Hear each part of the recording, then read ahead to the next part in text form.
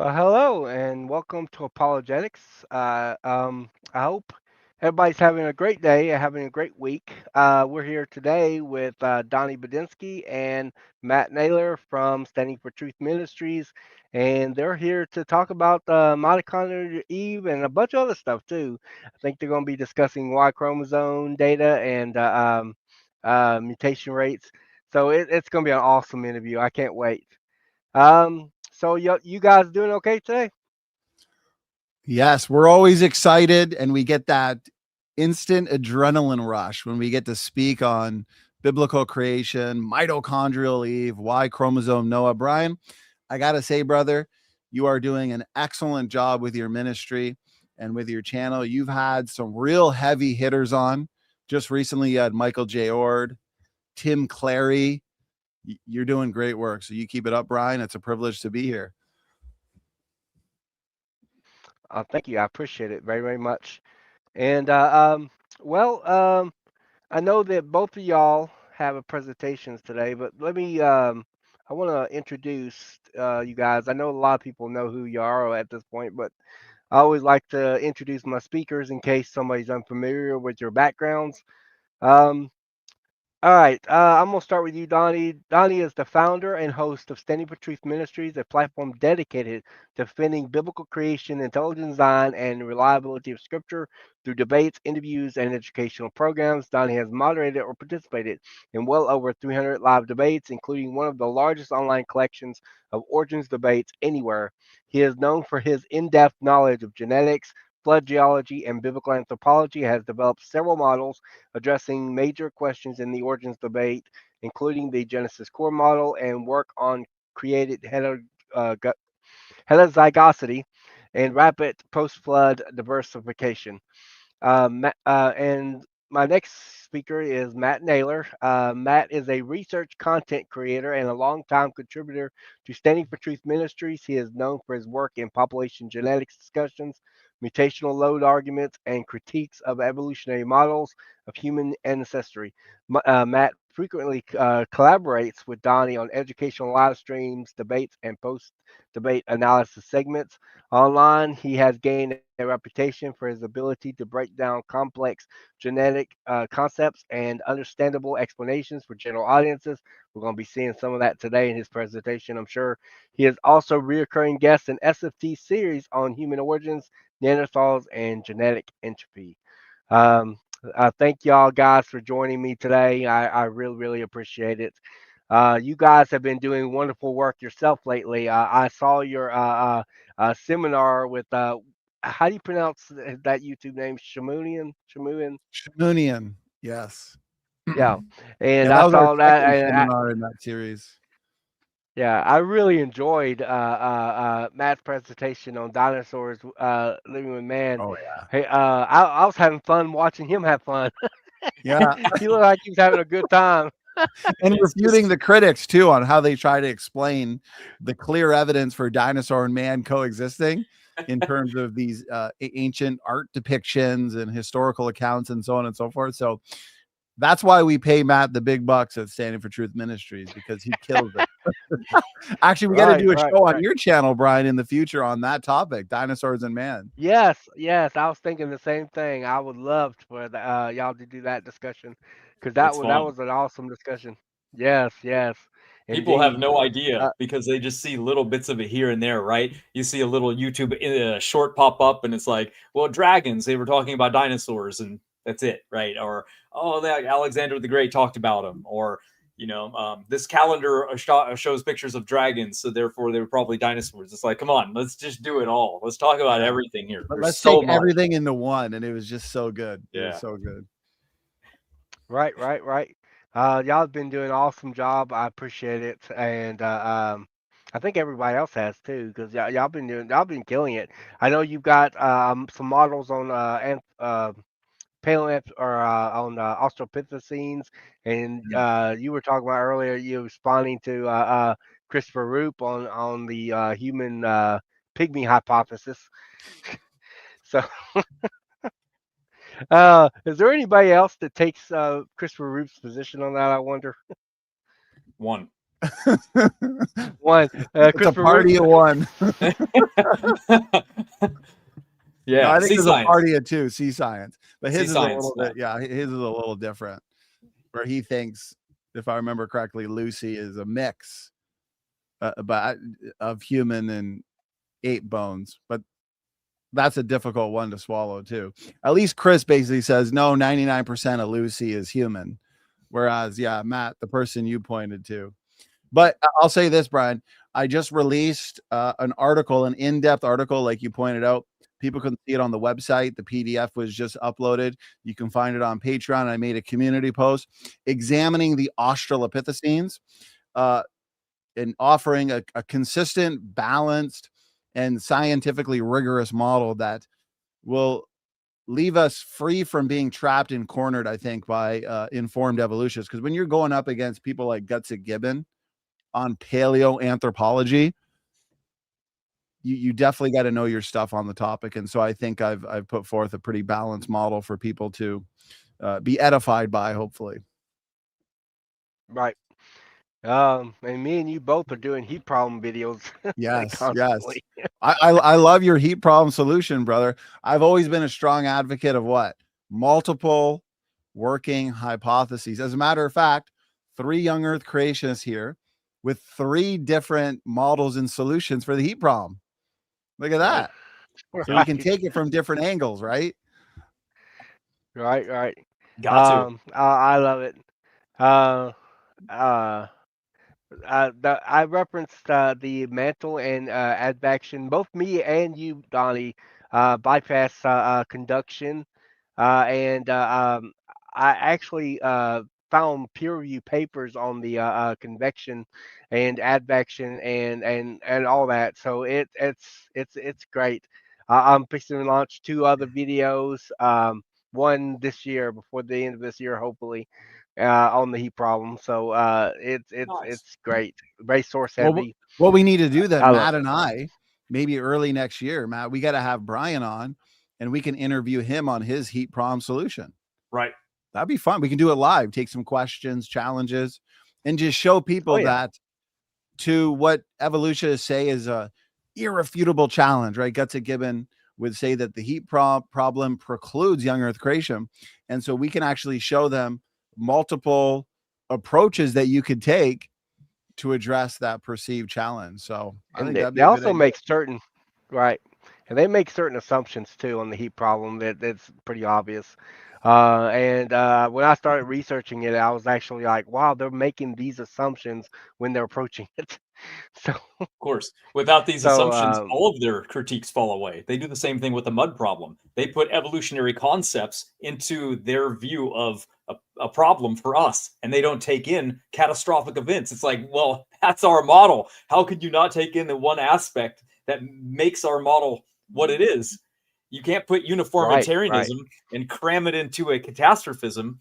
They never work. So, but that's how they have to do it. Otherwise, they can't. Well, remember, they Right. deny the first sentence of the Bible. In the beginning, God Beginning. Yep. created the heaven and the earth. When you believe that, then everything else that we read in the scriptures, the miracles, the resurrection, the virgin birth, so on and so forth, very easy to believe. Then when it comes to creation, we just have so much evidence, which people are going to see here tonight, live in our 2 talks here. They're going to see that the scientific evidence, the historical data, it all lines up beautifully, and it affirms what? It affirms exactly what the Bible describes about human origins. Right. Right, right. All right. I guess we can go ahead and jump into our topic for today.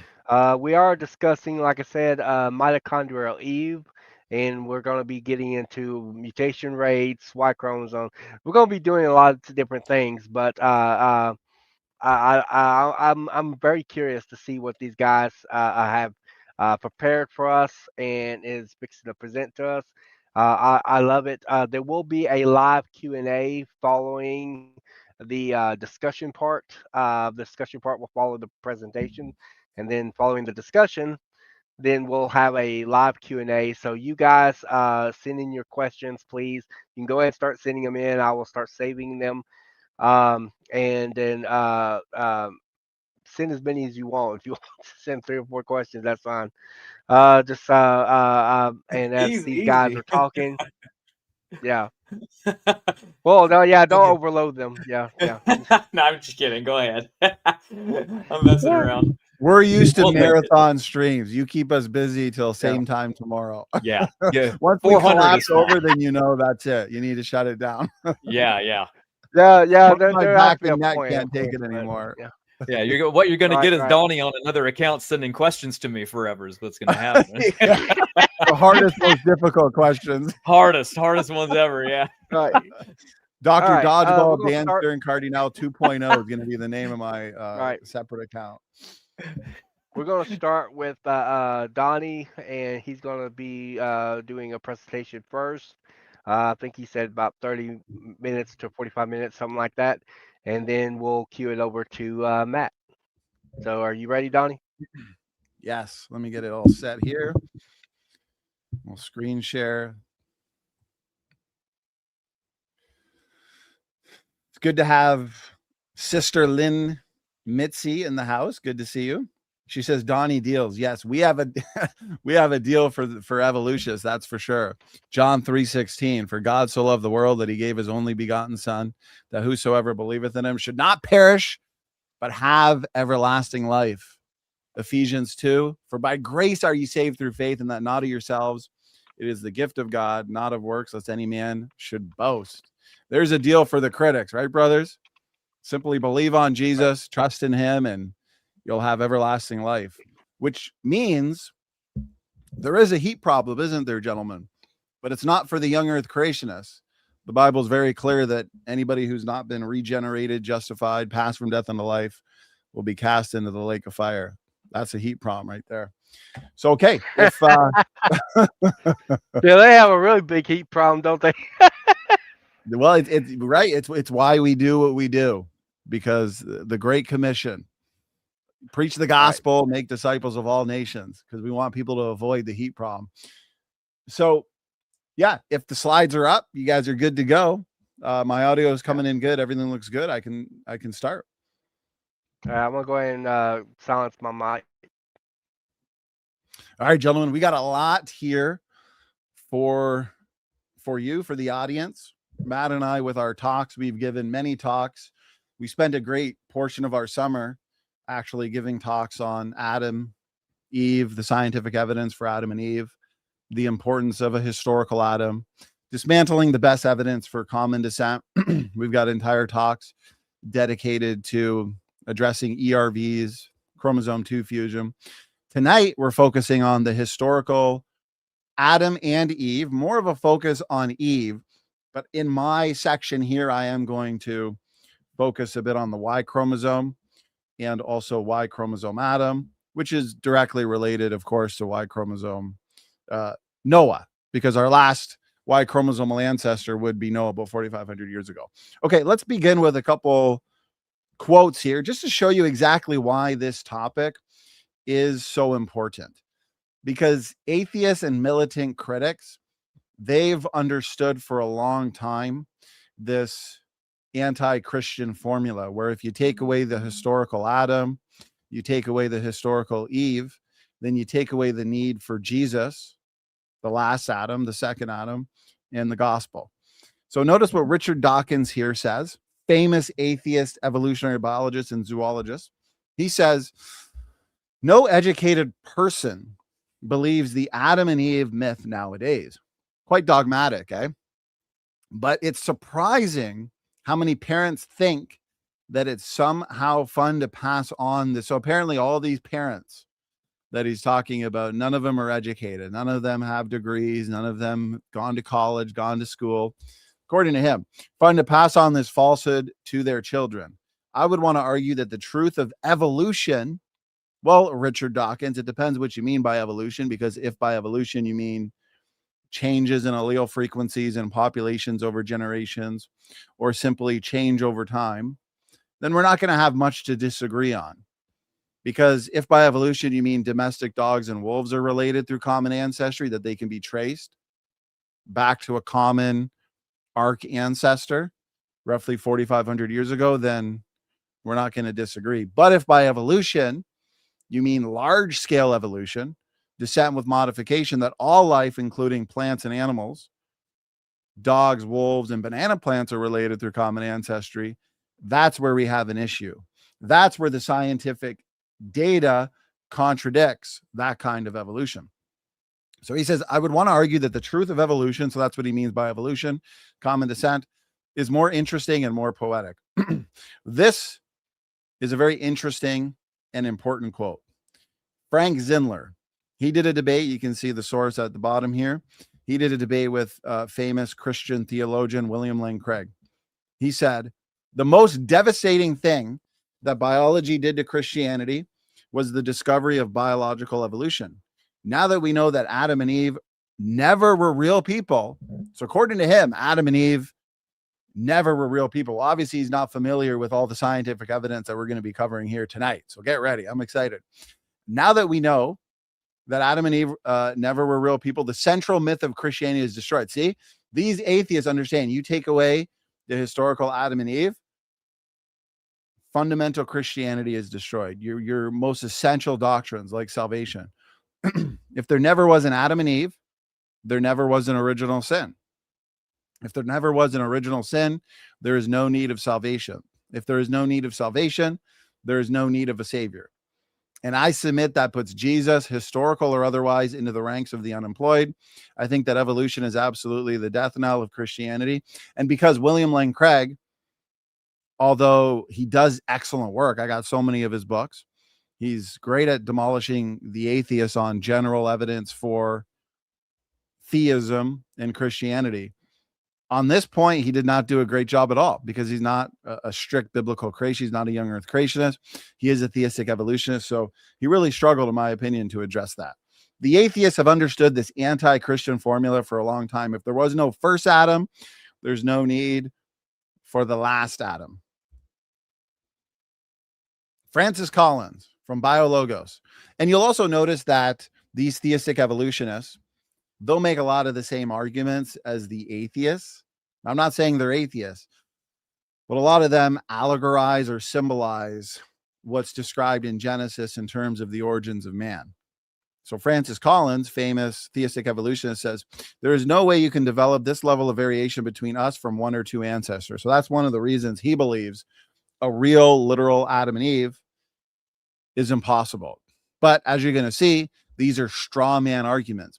These theistic evolutionists, these atheistic evolutionists, they're making arguments from evolutionary creation. What about special creation? This argument assumes that all DNA variation is due to mutations. Of course, if we have to explain all the DNA variety and DNA differences from a couple ancestors in just a few thousand years, well, then of course, all of those mutations accumulating over that short amount of time is going to destroy genomes and biological organisms. But that's why the creation evolution positions have two very different starting points. It's the evolutionist that assumes all DNA variety is due to mutations. The creationist believes in, at least we hold to, created heterozygosity. There's that word. And the evolutionists hate it because there's so much incredible evidence supporting the design diversity or created heterozygosity model that Adam and Eve, and this would apply universally to the created kinds, were created in a state of DNA diversity with pre-existing front-loaded DNA differences within and also between. And that way it doesn't take a long amount of time. It doesn't take millions of years to accumulate the DNA variety that can result in change. No, every single generation you can have novel chromosomal combinations since those DNA differences are built in. What does the Bible say? Well, I want to show you guys that the Bible does teach very clearly a real Adam and a real Eve. Then we're going to get into the science and show why we can believe what the Bible says, because the scientific data confirms what the Bible says. Genesis 2:7. We're going to move through this part quick. And the Lord God formed man of the dust of the ground. There's Adam. And breathed into his nostrils the breath of life, and man became a living soul. And the rib which the Lord God had taken from man made he a woman. There's Eve. The book of Genesis makes several genetic statements with significant implications. If what the Bible is saying is true here, that we all come from one man, Adam, and one woman, Eve, well, there's some significant implications there in terms of genetics. We should find in the world of genetics evidence of that and not evidence that contradicts it. Jesus Christ himself, God manifested in the flesh. Matthew 19:4. And he answered and said unto them, have ye not read that he which made them at the beginning, this is the creation week, made them male and female? There's Adam and Eve. But from the beginning of creation, so Mark 10:6, God made them male and female. Those are the words of Jesus Christ himself. 1 Corinthians 15:45, the apostle Paul. So Jesus, the apostles, the biblical authors, they all believed, just like us. They believed in a literal historical Adam and Eve. And so it is written, the first man, Adam, was made a living soul. The last Adam, that's Jesus Christ, was made a quickening spirit. So if there was no first Adam, what's the need of who? The last Adam. Because of the sin of Adam, okay, that brought us into this fallen world, the need was a savior who is Jesus Christ. Genesis 3:20. And Adam called his wife's name Eve because she was the mother of all living. I mean, it's so simple. Adam, the first man, Eve, the mother of all living. Oh, well, maybe this is all symbolic or allegorical, or when Jesus spoke of Adam and Eve being created at the beginning, maybe because he's talking about divorce contextually. So maybe he's just trying to make a point and we don't want to take him too literally, or maybe he's just speaking to the people at that time because that's what they believed. So he's just speaking to their level. Okay, well, let's have a look at Matthew 23:35, a discriminating point that demolishes those interpretations. This is fascinating. That upon you may come all the righteous blood shed upon the earth, from the blood of righteous Abel unto the blood of Zacharias. Isn't this interesting? Jesus references Abel as a real historical figure. Who killed Abel? Cain. Who were the parents of Cain and Abel? Adam and Eve. Here's the significance of this passage. Jesus cites Abel in Matthew 23:35 as a real historical person whose blood was literally shed, not figuratively, not allegorically, but literally. Abel's murder by Cain is treated by Jesus as a factual event in real space-time history. But if Abel is historical, let me ask you this question. Do real historical people have mythical and allegorical parents? I exist. I have parents. Are those parents mythical or are they real? I think the answer is obvious there. Abel's murder by Cain is treated by Jesus as a factual event in real space-time history. But if Abel is historical, then his parents must also be historical, Adam and Eve, because real people do not come from mythical, allegorical, or symbolic parents. That is a complete destruction of these theistic evolution positions. So the moment Jesus affirms Abel as a literal individual, he simultaneously affirms the literal existence of Adam and Eve, who are the only parents Scripture gives him. This reinforces his earlier statement that from the beginning of creation, notice how all of this comes together. All of these different scriptures come together beautifully, consistently into a single truth, that God created two people, Adam and Eve, separate, independent, and special from any other form of life. That includes chimpanzees, that includes orangutans, that includes banana plants. Showing that Jesus himself locates Adam and Eve at the actual beginning of human history, not as allegorical figures or late additions to a long evolutionary process. Okay, I think it's pretty clear to anybody looking at these passages objectively that the Bible is claiming there's no common ancestry between humans and any other form of life. I mean, can it be any more clear, actually? I would like to ask theistic evolutionists or naturalistic evolutionists who deny what the Bible clearly says, how else could God have explained that we all go back to two people, Adam and Eve? Is there any way he could have made it clearer? I'd like to see that answer. And very significant genetic implications here. And so we can make predictions. The predictions we've made, one Y chromosomal ancestor, one mitochondrial DNA ancestor, low genetic diversity, for example. They've all come true. Biblical expectations. They confirm what the Bible's saying. And we're going to get into a couple of those. What I like, Matt and I, we've done 3 major formal debates since the summer. We did a debate seminar in the summer, went 4.5 hours, very comprehensive, with prominent evolutionists, conspiracy cats, known as culture cats now. We did that debate on Adam and Eve, put ourselves in the hot seat. We took the affirmative. Excellent event. We enjoy discussing these topics with conspiracy cats.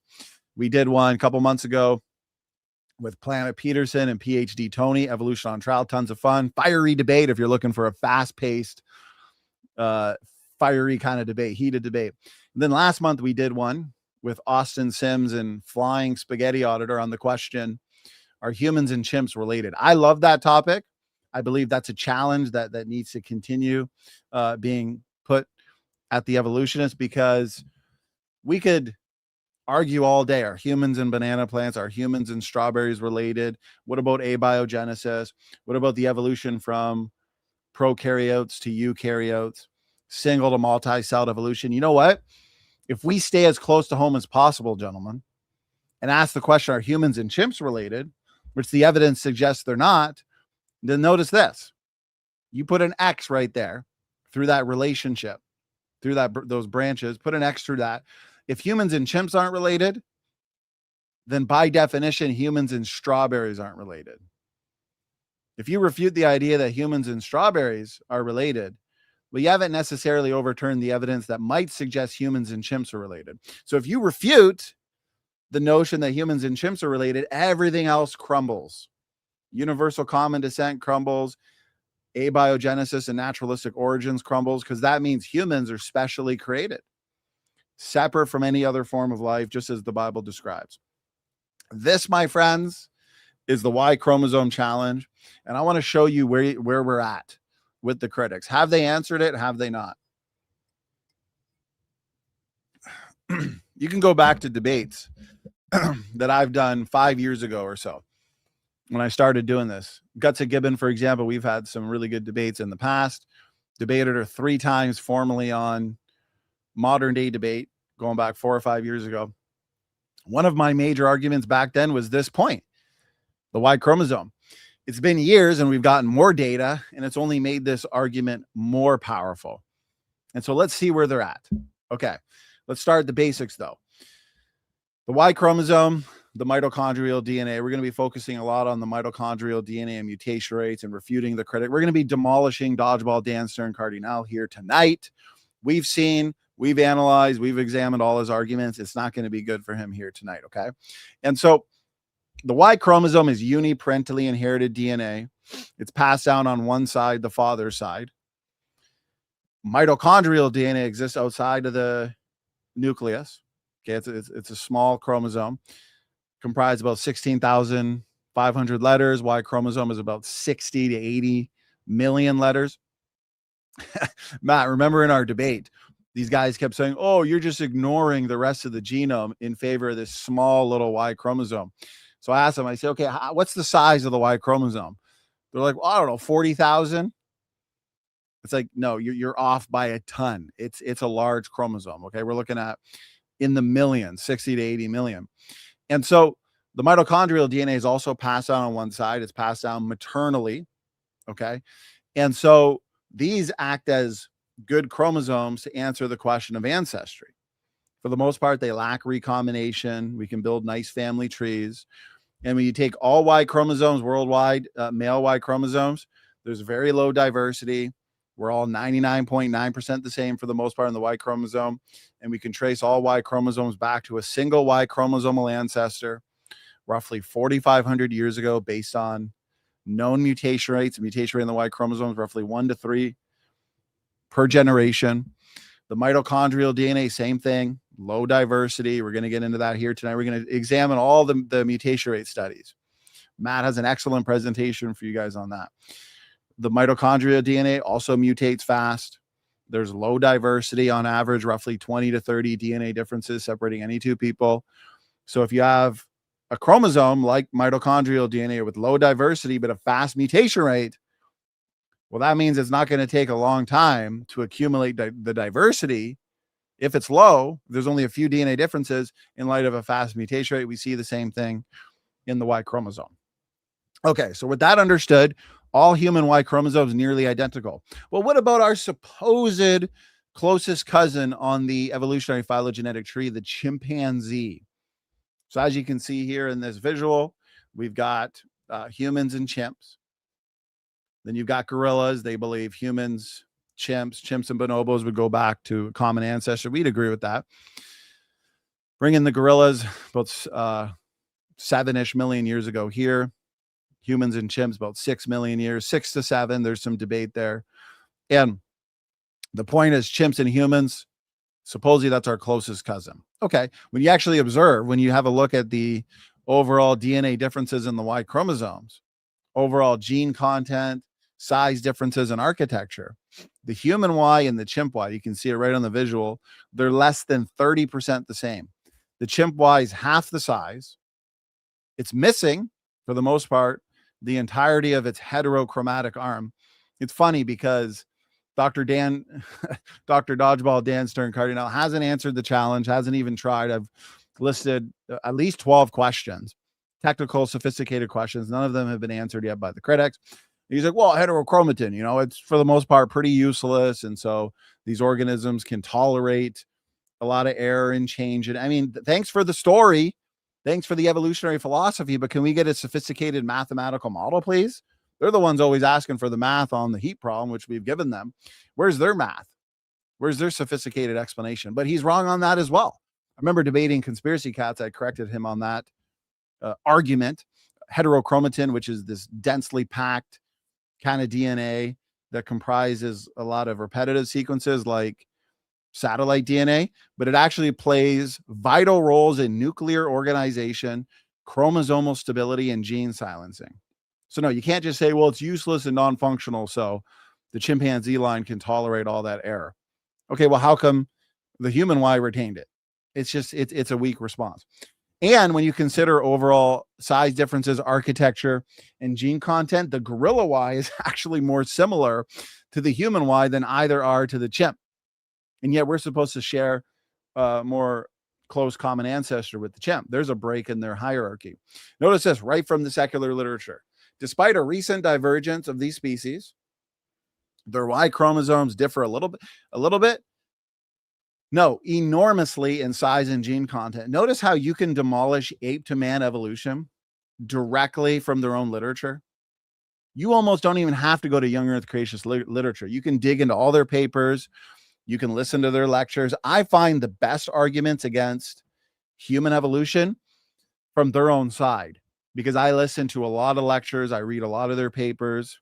I listen to a lot of their interviews because it is kind of a fascinating story. I'll give that to them. It's an interesting story. Hominin and evolution would make a good Netflix series, but it's not true. It's a fairy tale, but an interesting fairy tale nonetheless. And so you actually see a lot of the ongoing debate in the paleoanthropological community when you listen to their lectures, talks, and discussions. And that's where I get a lot of my arguments. Anyways, Y chromosomes differ enormously in size and gene content. The chimpanzee Y is only half the size of the human Y, and the percentage of gene families shared by these two chromosomes that split roughly 6 million years ago. Notice this, comparing autosomes, is similar to that shared by human and chicken autosomes that split 310 million years ago. That's how shocked they were. Not predicted, not expected. Puzzlingly, notice my interpretation of the visual, which is pretty easy when you just look at it, is exactly what they're explaining in the literature. Puzzlingly, in terms of shared genes and overall architecture, the human Y is more similar to the gorilla Y than to the chimpanzee Y. Here's from 2024. Brian and I have discussed this a lot. Brian's done some fantastic work on this issue as well. And so this is the most sophisticated analysis ever done of the ape sex chromosomes. Evolutionists taxonomically put humans as apes, human apes, and then you've got non-human great apes, according to the evolutionary model. So they got humans here. Okay. What you can do is compare, again, the most sophisticated sequencing data available, human Y to chimp Y, less than 30%. some evolutionists, they just don't understand this topic. They'll say, oh, but when you take the chimp and put it here to the human, well, you're ignoring that because it's 45.1. Yeah, you're going to get those kinds of discrepancies when one Y chromosome, like on the chimp Y chromosome, is literally half the size, and massive portions of the Y chromosome don't even align. So of course, you're going to get two different numbers. That just showcases even more how different these Y chromosomes are. The differences between human and chimpanzee Y chromosomes are said to be due to a combination. So this is not simple gene loss, okay? No, it's a combination of factors. We've got gene loss, gene gain, and large-scale chromosomal rearrangements. You'll see, because they'll argue, and I debated Guts and Gibbon on this informally for a couple hours. They'll say, well, you believe chimps and bonobos go back to a common ancestor, and they have some differences. But yeah, you can explain those differences quite easily because you don't have to invoke gene gain. You don't have to invoke the loss of entire kinds of gene content, like the heterochromatin. I put out an entire article that's pretty technical showing what kind of differences you have to explain between chimps and bonobos, which are easy. Even in 4,500 years, those changes could happen rapidly. But once you bring in the human, then it's not apples to apples. It's apples to oranges, actually. We'll get into that a little bit. More than 30% of the chimpanzee Y chromosome fails to align to the human Y chromosome. Of course, you got those two different numbers there. There's massive regions that don't even align, evolutionists. The portions of the Y chromosomes in humans and chimps are said to have been rearranged. Where's even the best they have to offer? Like Dr. Dan Stern Cardinal. It's just stories and evolutionary philosophy. It's like you can provide mechanisms all day. We want a model. Asserting mechanisms, claiming mechanisms is not the same as model building. The Y chromosome differences aren't just point mutations, guys. They're massive structural reorganizations, gene losses, and transpositions. These changes require major, not minor, like with chimps and bonobos, but major chromosomal rearrangements, not just neutral drift. Yet there's no proposed mechanistic pathway or mathematical model. Not a single evolutionist has provided a mathematical model showing how such large-scale structural changes could happen without destroying function over millions of years.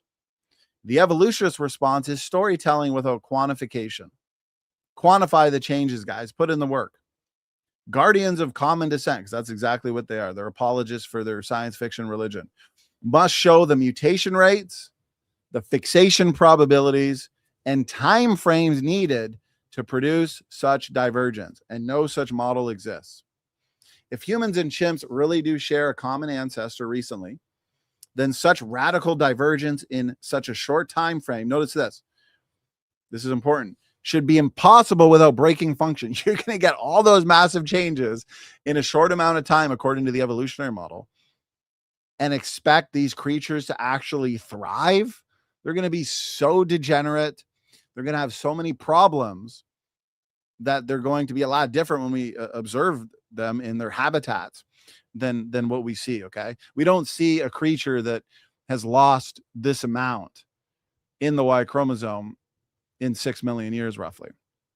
The Y chromosome is essential for male fertility and gene regulation. How could such massive architectural shifts occur and still maintain viability in both lineages? Notice none of these questions have been answered. All they do is just hand wave it away. Dr. Dodgeball, Dan Stern Cardinal, the 5Ds of evolutionists, dodgeball, dodge, duck, dip, dive, and dodge. He put out a video review recently of my opening statement because the evolutionists are doing massive damage control because team evolution in these debates are just failing miserably. Even their own side are admitting that they lost. Go look at the comment sections of these debates. Even their own side are admitting that they did a poor job. So we got to get damage control from evolutionists like Dan. And he just hand waves away the Y chromosome. Well, you know, the heterochromatin, we already debunked that. It's largely non-functional, so they can tolerate error. And it's just structural changes and massive gene deletions. It's like, you don't get it. Okay? That's evolutionary philosophy. Just naming mechanisms is not actually providing a model. I wonder if they'll ever actually address these questions. And these are the easier questions. Wait till you see the next couple slides. How could such massive architectural shifts occur and still maintain viability in both lineages? Even the Hughes et al. Et al. Would mean, and others, multiple authors on this paper, admitted that these results were extraordinary and unprecedented among closely related species. Look at all these differences. It's not just minor. Palindromes, those are large inverted DNA repeats that read the same forward and backward. They form mirror image arms that constantly copy, correct each other through gene conversion. On the Y chromosome, palindromes protect essential sperm genes, but they also make the Y extremely vulnerable to large deletions and rearrangements. Key point, humans and chimps have entirely different palindrome families, meaning they cannot be inherited from a shared ancestor. Explain those differences. What about amplicons? Highly repeated large DNA blocks on the Y chromosome that often contain multiple copies of fertility-related genes. These regions can expand, contract, duplicate, or rearrange, making them hotspots for structural change. Key point? So we saw the palindromes, now the amplicons. Human and chimp ampliconic regions are not the same system. They differ in size, gene family, structure, and copy number. The core scientific failures of the critics. Show me the ancestral Y chromosome reconstruction where we can actually map out and model the necessary changes in the specific lineages to come to the differences that we see today. Evolutionists cannot claim gain or loss without knowing the ancestral state. Hughes et al. Even admitted 2010, the ancestral state cannot be determined. Storytelling and evolutionary philosophy does not equal reconstruction. No rate-based population genetic model. Have we seen a rate-based population genetic model, Brian and Matt? I think you guys know the answer to that. It's no. Not one critic has produced a model showing required duplication/deletion rates, required recombination frequencies, timeline feasibility, population fertility survival. Mechanisms without quantification are not explanations. The structural differences are too large. It's 2 times size differences. Entirely different palindromic families, as we saw. Human-specific ampliconic architectures. Loss of the heterochromatic arm in Pan. Makova, 2024. Did things get better for the evolutionists? No, it got worse. Only 14 to 27% alignability. Guys, these are architecture level differences, not just copy number tweaks. This is right here, sums up years and years worth of evolutionist responses. Evolutionists confuse mechanisms with demonstrations. Makova et al. Mention processes that exist, but they do not do this. So even their most recent, most technical, sophisticated paper on this issue, this is what they don't do. Model them, quantify them, test them, simulate them, or show they can produce the observed differences. Possibility. Well, maybe because of this, they can experience all this kind of loss. Possibility does not equal feasibility or modeling. Evolutionists, pause this, screenshot it. We want answers that are empirical to these challenges. How did these massive architectural changes occur mechanistically in 6 to 7 million years? When did these changes occur within the proposed time frame? Why did they occur? Why, when, how, where? What selective pressures drove or tolerated them? How is the entirety of the heterochromatic arm lost in the chimpanzee Y? How did both lineages remain fertile and viable through these drastic changes? They like to appeal, at least the more informed evolutionists, to the Makova study. Makova study gives high quality Y chromosome assemblies, but it does not reconstruct. That's a huge point. In our debate, Matt will remember, I was challenging the evolutionists to do, well, how could we ever reconstruct it? How could we ever answer these questions that you have for us? That's their way of answering, basically admitting that they can't. Reconstruct the ancestral ape Y chromosome, identify directionality of changes, gain versus loss, quantify the rates at which those changes occurred, or provide any mechanistic evolutionary timeline. Instead, Makova confirms what? Y chromosomes are highly variable. The Makova study actually confirms what we've been saying for years on the Y chromosome, and the Makova study has actually strengthened the Y chromosome dissimilarity challenge. I love it. It's a great time to be a biblical creationist. Low in alignability, very low, and undergo rapid lineage-specific turnover. This strengthens the Hughes 2010 conclusion. 2010 to 2024, things have not gotten better for evolutionists. It's gotten worse. If the present day Y chromosomes are this divergent, reconstructing a reliable ancestor is even more difficult. Why does the Y chromosome challenge remain unexplained and unanswered? They think we got a challenge. We got a problem with the heat problem. No, we've answered that 3 different ways, 3 different consistent, balanced, and scientifically variable ways. But they have not addressed this challenge that precludes common descent. No ancestral sequence, no rate-based model, no fertility preserving pathway, no explanation for new palindrome families. See how comprehensive we're being here? No explanation for human to gorilla architectural similarity. No explanation for the 2-time size gap. No explanation for 70 to 86% unreliable sequence. I mean, I would hate to be an evolutionist in 2025. No explanation grounded in population genetics. Critics list mechanisms. Again, this is all they do. They list mechanisms, but never demonstrate. I'm not even looking at the live chat. I can imagine if there are critics, it's the same thing. Mechanisms, but no actual model. Until they do this, model it out, the Y chromosome gap remains a fatal problem for human to chimp common ancestry.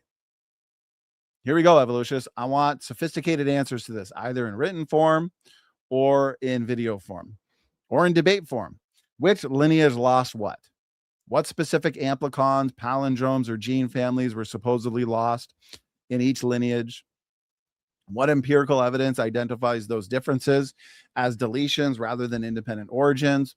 Where is the ancestral Y chromosome reconstruction? If loss is invoked, you must show the ancestral state. But the 2010 Nature paper explicitly states the ancestral Y cannot be determined. Without an ancestral reference, loss is just speculation. Why do humans have entire palindrome families and gene systems absent in Pan? If the differences are only due to loss, where did the human-specific structures with no chimp or bonobo analogs come from? How does a 2-time size difference arise purely by chance or by loss? Why does the human Y resemble the gorilla Y more than the chimp Y? Here's the biggest question. Where is the rate-based population genetic model? Show the duplication, the deletion, the recombination, and mutation rates required to produce what? Look at this, gentlemen. If separate ancestry is true, if what the Bible claims about independent origins, Adam the first man, Eve the mother of all living, we just read it, and we went over those passages for the first 10 to 15 minutes of this talk. If what the Bible claims is true, this is exactly what we would expect to find. If evolution is true, you need to explain new human-specific palindromes, reconstructed amplicons, loss of entire heterochromatic regions in Pan, the massive size gulf within 6 to 7 million years without breaking male fertility. I mean, good luck, but we're hoping to get some answers. Okay, the real Eve. Let's touch a little bit on Eve for my last 10 minutes, and we're going to throw it over to Matt. Genesis 9:19. Let's talk a little more about scripture. This is one of my favorite points. The critics have flopped to debunk the argument from the L, M, and N haplogroups. If you don't believe me, check my website article section. I did one general article a couple of years back refuting objections to this, and I just published another one on Patreon further refuting objections and criticisms. Genesis 9:19. These are the 3 sons of Noah, and of them was the whole earth overspread. So if the whole earth is overspread from the 3 sons of Noah, well, obviously that was done through their 3 wives, the 3 daughters-in-law of Noah. Have a look at this visual real quick. This is a mitochondrial DNA phylogenetic tree. What do the lines represent? They represent DNA differences or mutations. So this is mutations in people groups over time. But how much time, you might be wondering? Okay, well, we know, and we're going to go through some papers soon, there are DNA diversity studies in the mitochondrial DNA that shows low diversity. Most positions are invariant, as in we have the same, roughly 20 to 30, separating people from the Eve consensus sequence. The rate is fast. And we're going to be leaving note. This, as Matt said before we went live, super comprehensive. Okay, so the Bible says what? At creation, you have Adam and Eve. Then you got a couple thousand years, and then the flood. You got a massive bottleneck, the flood bottleneck. And then the earth, as we just read, is overspread, Genesis 9:19, through Shem, Ham, Japheth, and their 3 wives. Okay, mitochondrial DNA is passed down maternally. Okay, so for example, my wife passed on her mitochondrial DNA to my 3 kids. I have 1 daughter, 2 sons. My sons won't pass on mitochondrial DNA. They'll pass on Y chromosomes if they have boy children. My daughter will pass on her mitochondrial DNA. So we can build a family tree. And it turns out that that family tree goes back to a single woman just several thousand years ago, not a couple 100,000 years ago. But in mitochondrial DNA, you have haplogroups. You have 3 main major haplogroups. This is not even contested in the evolutionary literature, L, M, and N. Well, isn't that interesting? All mitochondrial DNA worldwide can be traced back. You see all these lines going right back to these 3 main starting points, these 3 main nodes, L, M, and N. And yet the Bible just said in Genesis 9:19 that from Noah's 3 sons and their 3 wives, the entire earth was overspread. Isn't it incredible? Isn't it fascinating that all mitochondrial DNA actually go back to 3 main starting points, these 3 main haplogroups? Now, wait a minute. Notice how those haplogroups are actually separated by short lines, because the critics will say, oh, well, they couldn't have lived together at the same time. They can't be contemporaries. They couldn't have lived contemporaneously. Sure, they could. The lines represent DNA differences. Those lines are short, separating the 3 nodes. The lines radiating out are long. So fewer DNA differences and then more DNA differences. The L, M, and N are separated by less than 10 from the last time I looked. That's trivial. So those lines separating L, M, and N could represent pre-flood differences. Fewer years, you got 2,000 years leading up to the flood. Plus, you got people living hundreds of years old. So you got massive overlap where you could have a grandchild. You could have a child living at the same time as their great grandparents because of that overlap. We don't really have that today because our lifespan is decreased so much. But when you're living hundreds of years old, yeah, you can be living at the same time as people who today you wouldn't be living at the same time with. So short lines demonstrating that, yes, they could have lived at the same time together. Okay, because they're going to say M and N came from L. No, not necessarily. And then the lines radiating out, that would be post-flood mutations. So 2,000 years to the flood, bottleneck, 3 women, 3 men, Shem, Ham, Japheth, their 3 wives, and then the whole earth is overspread. So you'd expect longer lines radiating out.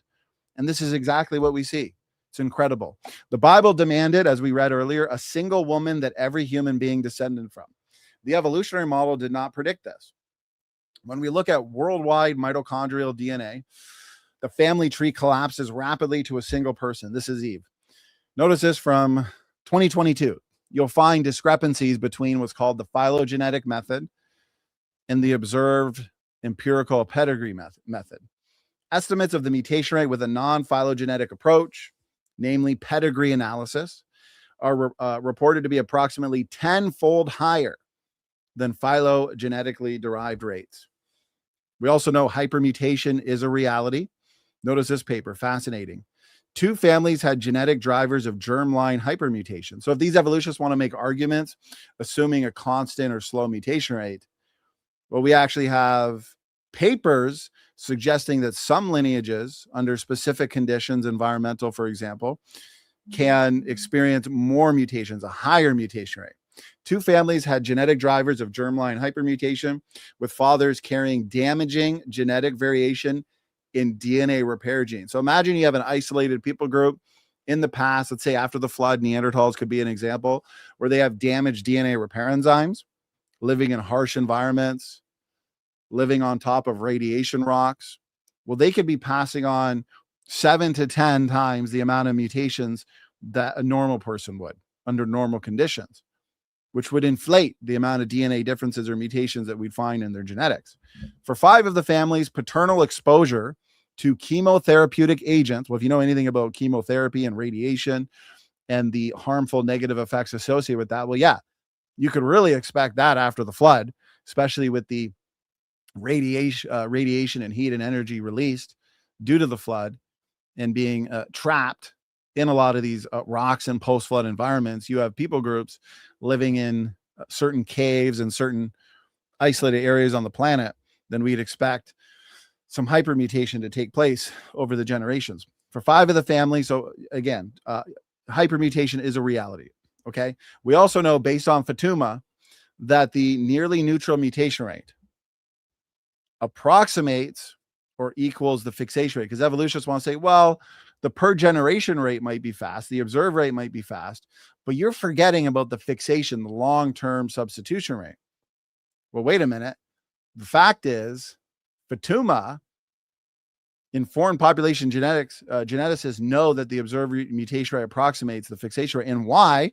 Well, because in the evolutionary model, this is what they don't get or understand or even respond to. In the evolutionary model, humans have only grown to the size that they are and spread out to all parts of the globe in recent times. If you were to take a long pen, human history, according to the evolutionary model, is just the tip of that pen. And the out of Africa model would suggest that humans live for thousands and thousands and thousands of years in Africa, in smaller populations, broken up into tribes, isolating themselves. Okay. They didn't spread out to all parts of the globe until later. So that means you'd have faster rates of fixation for most of evolutionary history. And fixation has only reached 0 essentially today in the recent past. So that means most of evolutionary history, fast fixation, just recently slower fixation. And so there's a counterbalance where your nearly neutral mutation rate, which is fast, approximates the fixation rate. Why this is amazing with the biblical creation model. Here's my model here. Matt and I have worked on this together. I also co-authored an article, technical article, that went through a pretty rigorous peer review process. Dr. John Sanford himself was involved in it. We published it a few years ago now, Chris Roop and I, Fixation Equilibrium. Okay. Powerful paper. I recommend people check it out. So after the flood, you have the earth restarting with 8 people. Notice up here, you've got 8 people, and then you've got growth. So you got Noah's 3 sons and their 3 wives are having kids. Their kids are having kids, so on and so forth. So you've got growth, but you don't have spreading out until the Babel dispersal. People debate maybe 1 to 4 to 500 years after the flood. Okay. Even if you go with the lower numbers, 100 years roughly after the flood. Okay. The people that you'd have at that point isolated at Babel, not spreading out yet. Remember, God had to confuse the languages to force them to spread out. So that means you have that time period of fast fixation. So notice phase 1 after the flood, you got fast fixation. Then you got the dispersal. So notice the arrow here and the timeline. So you've got the Babel dispersal, and then you've got 8 billion people today. So phase 3 would be modern low fixation, fast fixation, dispersal, modern low fixation. So what that means is you actually have today the observed mutation rate being fast in the mitochondrial DNA. From what I've seen studying all these papers on the issue, it's roughly 0.05 to 0.10. And this is more than enough to account for DNA diversity. So you got the flood, about 180 generations, 4,500 years till today. With that mutation rate and also equaling the fixation rate, we observe roughly 20 to 30 differences on average. And it explains mitochondrial DNA diversity beautifully. It's a beautiful model. Matt's going to be going over these papers showing the observed substitution rate, how fast it is, 20 times higher than expected by evolution theory. Notice that this is from Rob Carter. Dr. Rob Carter is awesome. He's done excellent work. He is a true warrior for the faith in young earth creation. And so he published a paper here in 2007 in the conventional literature, Mitochondrial Diversity Within Modern Human Populations. The worldwide human mitochondrial DNA consensus is composed of, we went over that earlier, about 16,500 letters, nucleotides. 84.1% of the mitochondrial genome is invariant.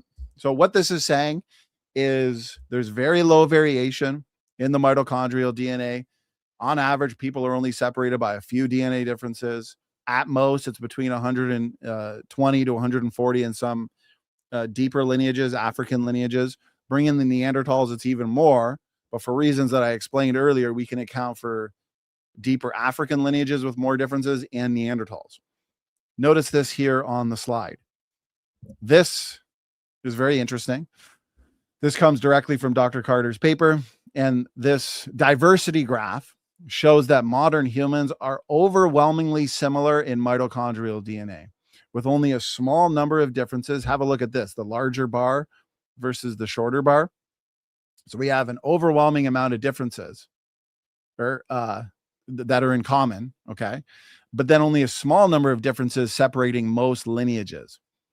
The distribution is tight, it's peaked and young looking. This is biblical time that we see here. Exactly what we would expect if humanity began only a few thousand years ago with a small number of maternal ancestors.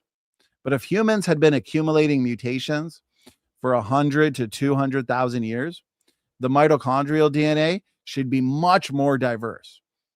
These graphs should basically be opposite. Not where most of it is invariant, but with a lot more rare alleles, a lot more variation in the mitochondrial DNA, okay? The graph should basically be shifted to the right and rare variants should dominate, but we don't see that. Notice to the left that it's about 85% invariant, okay? And so the data simply do not match a deep time scenario. They powerfully fit the biblical time scale. Here's to make this technical point a little more understandable, okay? What we observe versus what deep time requires. Now, imagine mitochondrial DNA is like a candle that burns down at a known rate. So that's the mutation rate. That's the known rate that we can figure out and have figured out. Now, if the candle has been burning for 200,000 years, according to the evolutionary model, it should be almost gone. Tons of mutations piled up, high diversity, rare variants everywhere. But when we look at the candle, which you can take as mitochondrial DNA diversity, we don't find a candle burned down to the base. No, what we actually find is that the candle has only melted a little bit. There's only been a few changes since it's been lit. That is akin to what we see in the mitochondrial chromosome. The mtDNA candle has barely burned down at all. That means it hasn't been burning for 200,000 years. What does it match? It matches a recent origin just a few thousand years ago, exactly what the biblical timeline predicts. Picture this as the consensus sequence in the middle, okay? And a good analogy would be, let's say I were to write a book, and so I have a manuscript, and I hand it to 100 different people, and I tell 100 different people to copy it out by hand. Okay, everyone's going to copy it out, and every single person is going to make their own unique mistakes, because nobody copies by hand an entire manuscript perfectly. Now I take all the copies. Well, what I can actually do is discover what the original manuscript was. If I no longer have the original manuscript, I only have the copies, I can look at all the different copies, see what the unique variants are, okay? And then I can remove those from the equation, and then I can come back to the original manuscript. And that's basically what they've done with the Eve consensus sequence. A good close approximation to it. And so in the middle, you've got Eve, but you've only got a little bit of divergence. How long does it take to accumulate the 20 to 30 differences from an Eve starting point, and then max 120 to 140 in some African lineages, and then over 200 in Neanderthals? Very easy. Everybody's closely aligned. They haven't diverged much from Eve. And then even those that have diverged a lot, we can easily explain through things like hypermutation, environment, other factors. This is a phylogenetic tree from Dr. Rob Carter. He's done a lot of great work on this as well. And I already spent quite a bit of time on the phylogenetic tree that Dr. Nathaniel Jeanson derived. And I had the source on the other one. But in this one, there's an interesting point. So you see that starburst pattern, right? Well, that suggests explosive population growth from a starting point just a few thousand years ago. And that's what we would expect if the biblical creation model is true, where you've got 8 people, 3 reproducing couples, and then explosive growth. Now, you'll notice some of these lines are irregular. Take HVR. This is the most common haplogroup in Europe, if I remember correctly. And you'll notice that the lines, which represent DNA differences, they're variable. Some are shorter, some are longer. But then again, they all go back to a common ancestor. Well, that's interesting. What does that mean? Well, this confirms what I was saying earlier, confirmed from the conventional literature, that mutation rates can be variable. That means some people are picking up more mutations in the same amount of time than their cousins in order to go back to the same common ancestor. Well, that breaks the assumptions behind the evolutionary phylogenetic, the evolutionary molecular clock. This is a Y chromosome family tree, same thing. We have evidence for one man, few DNA differences. In light of the mutation rate is fast biblical time that we're looking at. I want to go over a few rescue devices, then we're going to hand it to Matt. Time has flown by, but I wanted to be comprehensive because we said this would be super comprehensive. Let me get a quick sip, and then we're going to demolish some of these arguments from the critics. Purifying selection to the rescue. Pedigrees are already post-selection. As Dr. Rob Carter in his 2025 article, excellent article, explains, strongly deleterious mutations never enter pedigree data sets because they die with the carrier before reproduction. Thus, pedigree rates already reflect heritable, transmissible mutations. Sorry, evolutionists. Selection doesn't slow fixation throughput. Neutral theory, for example, Fatuma, shows fixation rate equaling mutation rate in equilibrium. The evolutionists just don't get it. I explained their timeline. I explained our timeline. And that's why there's a balance. There's an equilibrium where the neutral rate approximates or equals the fixation rate. Selection may shape which mutations survive, but the overall traffic flow. So even with selection, the throughput, the flow of these mutations entering still matches the incoming rate. Oh, what about non-synonymous versus synonymous proportions? We heard this from Dr. Zach Hancock. We've heard this from Dr. Stephan Frello. I've responded to both of them. Non-synonymous versus synonymous proportions do not undermine creation. They simply show that harmful mutations are filtered, right? The biggest mutations are seen by selection. They're filtered out. They're dealt with. But it's your nearly neutral mutations that accumulate unchecked. Creationists don't deny this. But this does not reduce the global throughput of fixation over generations. Synonymous is, I got it in quotations, silent changes, because they're not technically silent. They do have some effects. Non-synonymous equals protein altering changes that selection removes. This affects which mutations persist, not the overall mutation rate. Purifying selection is real. Let me make this clear. No creationist denies purifying selection. We understand what its role is, but it doesn't save the day for the deep time evolutionary model. But it's already baked into the pedigree signal. Critics keep using it as a hand-waving excuse. That's all we see from people like Dr. Dan Sterncardy now, because these issues are technical, and a lot of his audience, they're just looking for confirmation that they're related to banana plants and strawberries and walking sticks. They're largely not even understanding what Dan is saying, so he can gaslight his audience into thinking that he's actually addressed these arguments, these challenges, these objections in this model, but he has not. All he has done is dodge, duck, dip, dive, and dodge. That is so clear to anybody who actually understands what they're talking about on this topic. Critics keep using it as a hand-waving excuse to explain away the data, rather than engaging the actual equilibrium principle.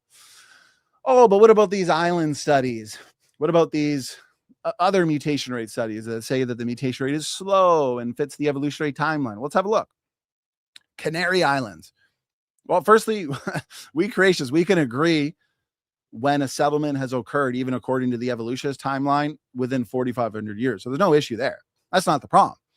The problem is them extrapolating those numbers across deep time assumptions. Dr. Rob Carter made a good point in his 2025 article. He's already exposed how such anchors bake evolutionary timelines into the cake. Tristan da Cunha in Norfolk. Yes, settlement dates are known. Okay, no problem. But that doesn't eliminate demographic distortion. They want to take these examples of demographic distortion, these island populations, inbred populations, isolated populations, where obviously they're going to have a bit of a slower rate. And then he wants to extrapolate that as the global rate over all time. No, that's not how you do science. Don't you have a PhD, Dan? Small founder groups still flatten rates regardless of exact dates. And post-settlement genealogies can compress timelines further, skewing calculations. Unusual demographic context, which is all Dan. Dan is so desperate Dan. He makes a community post the other day promoting his video. Hey, go here so you can learn how to refute the evolutionists. Well, those evolutionists we've been debating recently have no doubt been looking to videos and arguments from people like Dan and Erica, but yet they're failing. So people like Dan are actually not doing a good job equipping their cheerleading squad to refute our arguments. So he posts a community post with a video that Matt and I actually responded to point by point months ago, which he didn't respond to. Unusual demographic context explain the apparent slowdowns. They are not evidence against the biblical timeline. Norfolk Island, we talked about that earlier. Tiny, inbred, isolated populations, flatten rates, drift, bottlenecks, and limited lineages distort global averages. Global pedigree studies disagree. Broader pedigree data sites across many families, as you're going to see with Matt, consistently report rates in the faster range, 0.05 to 0.1 range. Out of Africa. Well, what about the fact that, everything nests within Africa? Africa goes back to is the original founding population starting point, contradicting the out of Babel model. Well, a couple points. Epicenter bias. Diversity always clusters near the starting hub of dispersal. Africa's hotspot fits with Babel as the true epicenter, not with deep time. Mutation rate variation. We've already gone over at least one study that shows hypermutation. There's several more. Africans have documented, we're not making this stuff up. Africans have documented faster mutation rates in certain nuclear regions. There's a paper there from 2022. Diversity can be inflated by faster mutation, not just by time. Oh, but that's nuclear DNA. That's autosomal nuclear DNA. Yeah. And if that DNA compartment, autosomal biparentally inherited nuclear DNA, is mutating faster, that would also apply to other DNA compartments as well. Okay, they're still in the genome. They're still comprise a human. So those rates would also be affected. Diversity can be inflated by faster mutation, not just by time. Here's another interesting point. Recombination hotspots. Africans carry more PRDM9 hotspots, which means more recombination in shorter DNA blocks. This produces scrambled genomes without requiring hundreds of thousands of years.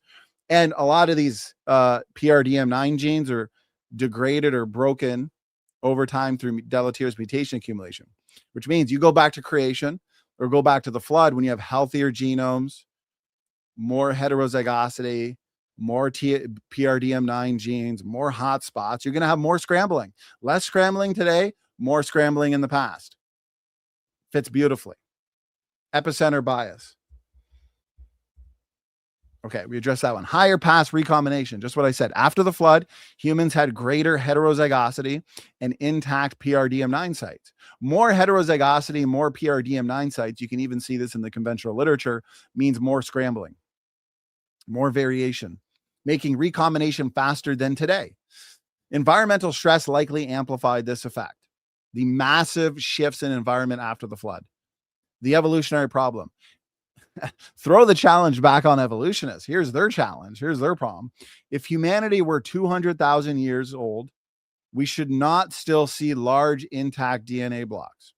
Their persistence contradicts deep time expectations. If we've been evolving and experiencing recombination and gene conversion for a couple 100,000 years since we left Africa, or since the out of Africa theory places mitochondrial Eve, Y chromosome atom. Okay, well then you should have a lot more scrambling, but yet we find these massive linkage blocks that appear to have experienced no recombination. That's interesting. That points to a youthful genome. Notice this. The PRDM9 gene controls the placement of recombination hotspots. Africans carry PRDM9 alleles that bind novel motifs and increase the number of hotspots compared to Europeans. That's right from the secular literature. Have a look at Hinch et al., Gray et al. This produces more recombination events per generation. The conventional literature is admitting this, independent of age. Well, it's not an age issue. Remember, I like to say, especially in geology, a process, not time. More hotspots equals more shuffling equals shorter linkage disequilibrium blocks. That's what LD means. This is a present day observation, not a marker of ancient ancestry. Higher heterozygosity correlates with higher recombination frequency. Immediately post-flood, humans carried far more heterozygosity than we observe today. That means recombination would have been faster in the past, not slower. Critics assume modern rates apply backwards in time, but evidence suggests recombination efficiency would have declined over history as PRDM9 sites degraded and heterozygosity decreased. Not only do we demolish the evolutionary position and the evolutionary understanding of the origin of humanity with the out of Africa theory, we model build. We provide a superior model. Environmental stressors, ionizing radiation, chemical exposures, and other stressors are well documented to increase recombination frequencies in model organisms and humans. The harsher post-flood environment would have amplified recombination activity, accelerating genomic scrambling beyond modern expectations. If recombination truly reflects hundreds of thousands of years, we should not still see large LD blocks today. So the actual problem is not for us, it's for evolutionists like Dr. Danster and Cardinal. The persistence of long blocks across the genome is a direct challenge to deep time, not to the biblical model. Conclusion, shorter LD blocks in Africans are best explained by higher hotspot density, higher heterozygosity in the past, and accelerated recombination under environmental stress, not by deep time. Here's a summary. And why I'm spending a lot of time on this issue is because this is what evolutionists, informed evolutionists, think is our biggest challenge to the out of Babel model. So it deserves a thorough rebuttal. Epicenter bias explains why Africa looks like a diversity hotspot without requiring Africa as the place of origin. Mutation rate variation shows diversity is not simply a function of time. Faster mutation rates in African populations inflate diversity measures. Recombination dynamics, for example, PRDM9, heterozygosity, stress, environment, explain shorter LD blocks without invoking deep time. Taken together, these mechanisms demonstrate that African diversity is not a problem for the biblical model. Instead, the data align with expectations from a Babel-centered dispersal just 4,500 years ago. What about phylogenetic nesting? Why does non-African populations nest within Africa? So they say Africa would be the starting point. Phylogenetic trees must be rooted somewhere. If researchers choose Africa as the origin, because Africa has the most diversity, but we just showed that that doesn't mean that it's the starting point or the originator, then naturally all other lineages will nest within African ones. But if the tree were rooted in Mesopotamia near Babel, then guess what? So this is an artifact or a side effect of where you put the root, of where you put the starting point. That's all it is. The nesting pattern would reorient accordingly. So you want that reorientation to show why creation can be true? Then don't root it or put the origin point based on your evolutionary assumptions. Look at the data for where it is, root it in a different spot other than the African origin point, and then you have a reorientation where now the nesting fits beautifully with the biblical creation model.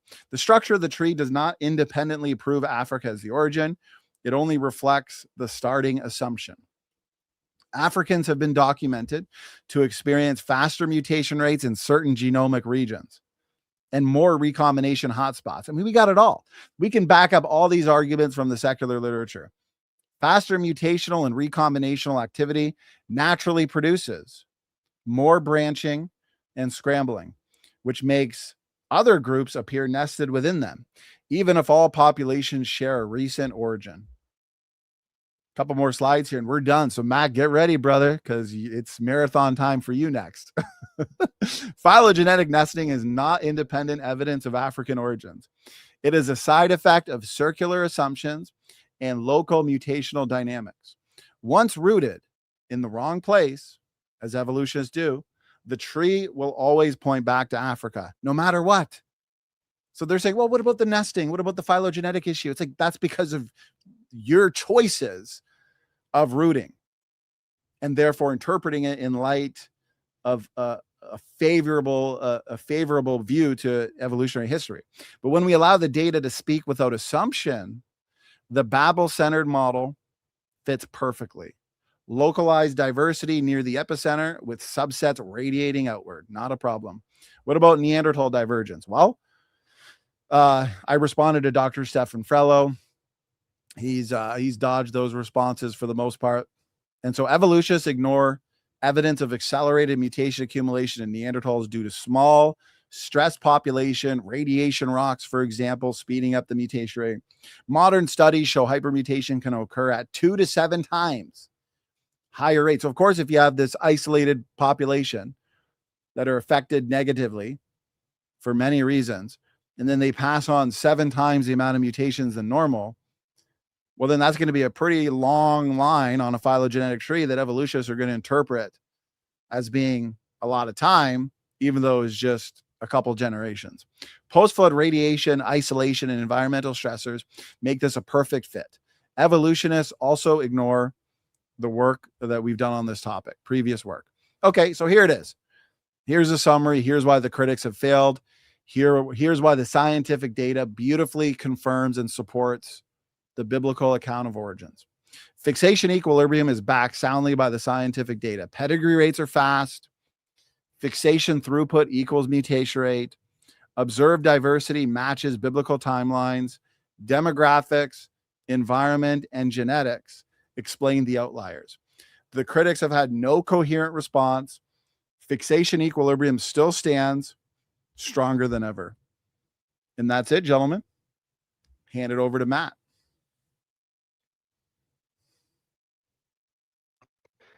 Hey Donnie, your screen. I don't know what happened, but you didn't show any slides there. It went off the screen. For how long? I don't know. I thought that you did that on purpose, and then you mentioned your slides, and then I put a comment in the private chat, but I don't know exactly. So the last few slides probably didn't show. Oh, okay. You How scared long me for was a he second. like that? So, You thought it was the whole thing. it was the whole thing? No, I'm messing with you, man. We saw it. I would have been texting you. Yeah, that because literally I had my phone here the whole time just in case there's any issues. So if that was the whole time, whew, I would have retired. So it was just the first few slides. It was Or like no, the last last two. one. Oh, last the few. last Okay, one. well that's fine. As long as you know the first hour was shown because there was a lot of visuals there. Yeah, I mean, yeah, most of it was shown. Oh, But good. at first I thought you did it on purpose, that's why I didn't say anything. And then you mentioned your slides. I'm like, oh, he's actually trying to show. Oh man, you should have told me. But that's okay. So it's just for like the out of Africa part. I put it in the private chat. It's in the private chat. We saw the But, haplogroups and stuff, so it was working fine then. The haplogroups was so long ago, though. Did you see the? Yeah, I'm going to share a screen real quick before Matt goes. I just want to know where, and just for further reference, when we're screen sharing, we can't see the private chat, so you'd have to text me. But if you screen share for me, brother, I want to know where. I'll tell you what I'll do. If it does go off again, like when Matt does it and it goes off, I'll come on there personally and let Matt know, so that way Matt knows that the screen share messed up. Okay, so sorry, I was going to do that with you. I wasn't sure if I should. Donny, that's okay. Doki says the slide stopped 9 minutes ago. Okay, 9 minutes ago. So did you see these two phylogenetic trees? I've never seen the haplogroups. Matt, were these on screen? Once you told me to start getting ready, I was typing things in. I stopped watching your slideshow. I was just listening. I was gathering images. Brian, do you remember seeing these slides here? I've never seen the haplogroups. Okay. And then Canary Islands. Okay, that's fine. Well, as long as Doki said at PRDM 9. Okay, that's not too bad then. All right, Matt, we're gonna hand it to you. And Hope everyone enjoyed that Uh, do you, comprehensive breakdown. okay. You already taken yours down, right? Yeah. Go ahead, Matt. Uh, Any questions for Donny that came in live? He can answer before he goes on a break. well, I was just gonna wait till at the end of our video, or after you get done with yours, before you Okay. start asking the questions. All All right. righty. So, y'all ready?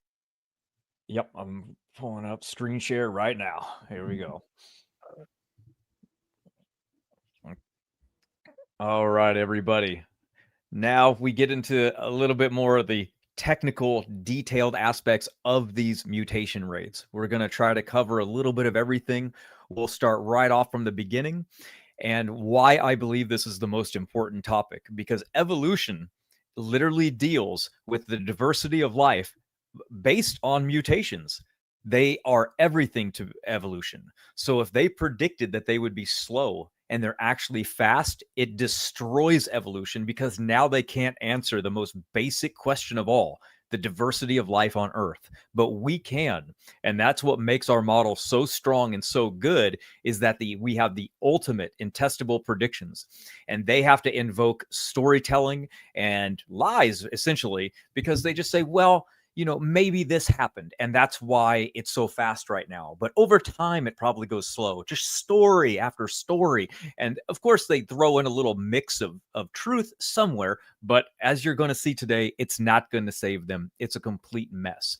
The biggest problem that they have is the very origins of the story. Do they literally think that Adam and Eve were created like ghosts and shells that don't have any genetics in them whatsoever?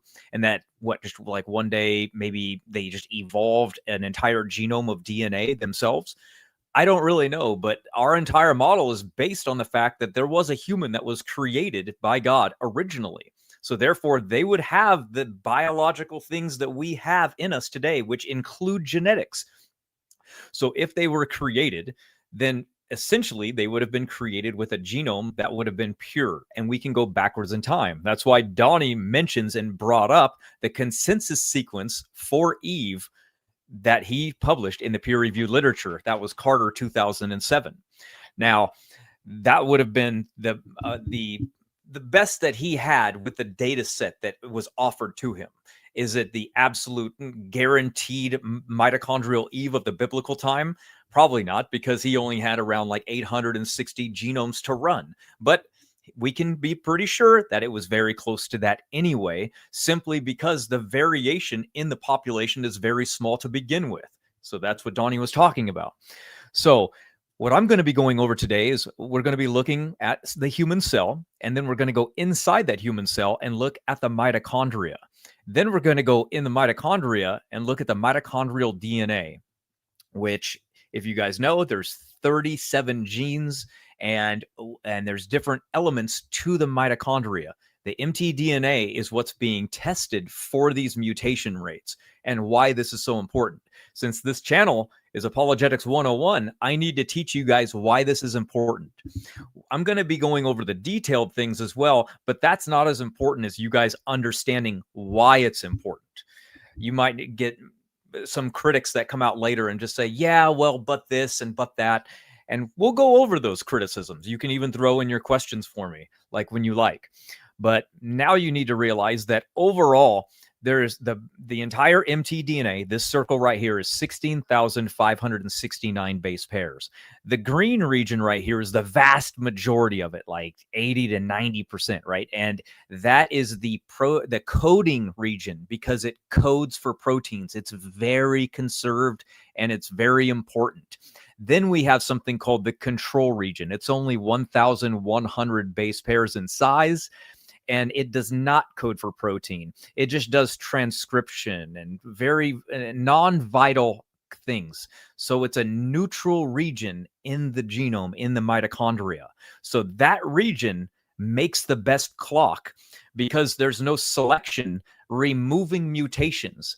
So obviously you don't want to look at a region that's not working very good to be a clock. You can't tell the time very good. We'll get into that in just a minute. So essentially what's happening is that Adam and Eve would have been created without any mutations, and then from them, mutations would have been building up over time, and mutations increase. That's how we know genetic diversity is increasing. It's still increasing today.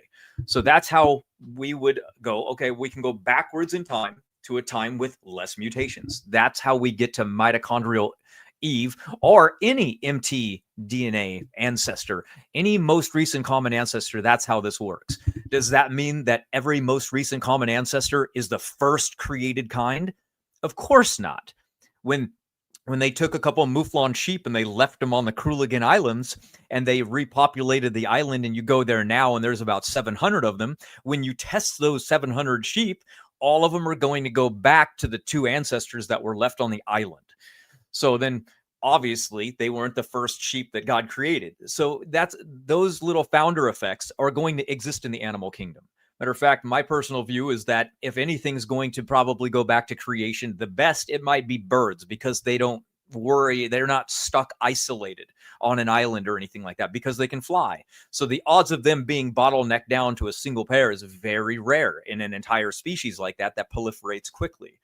But with humans, it is the very first, because we have the biblical story to tell us that there was only a single bottleneck that was gigantic in the human timeline that could have done this.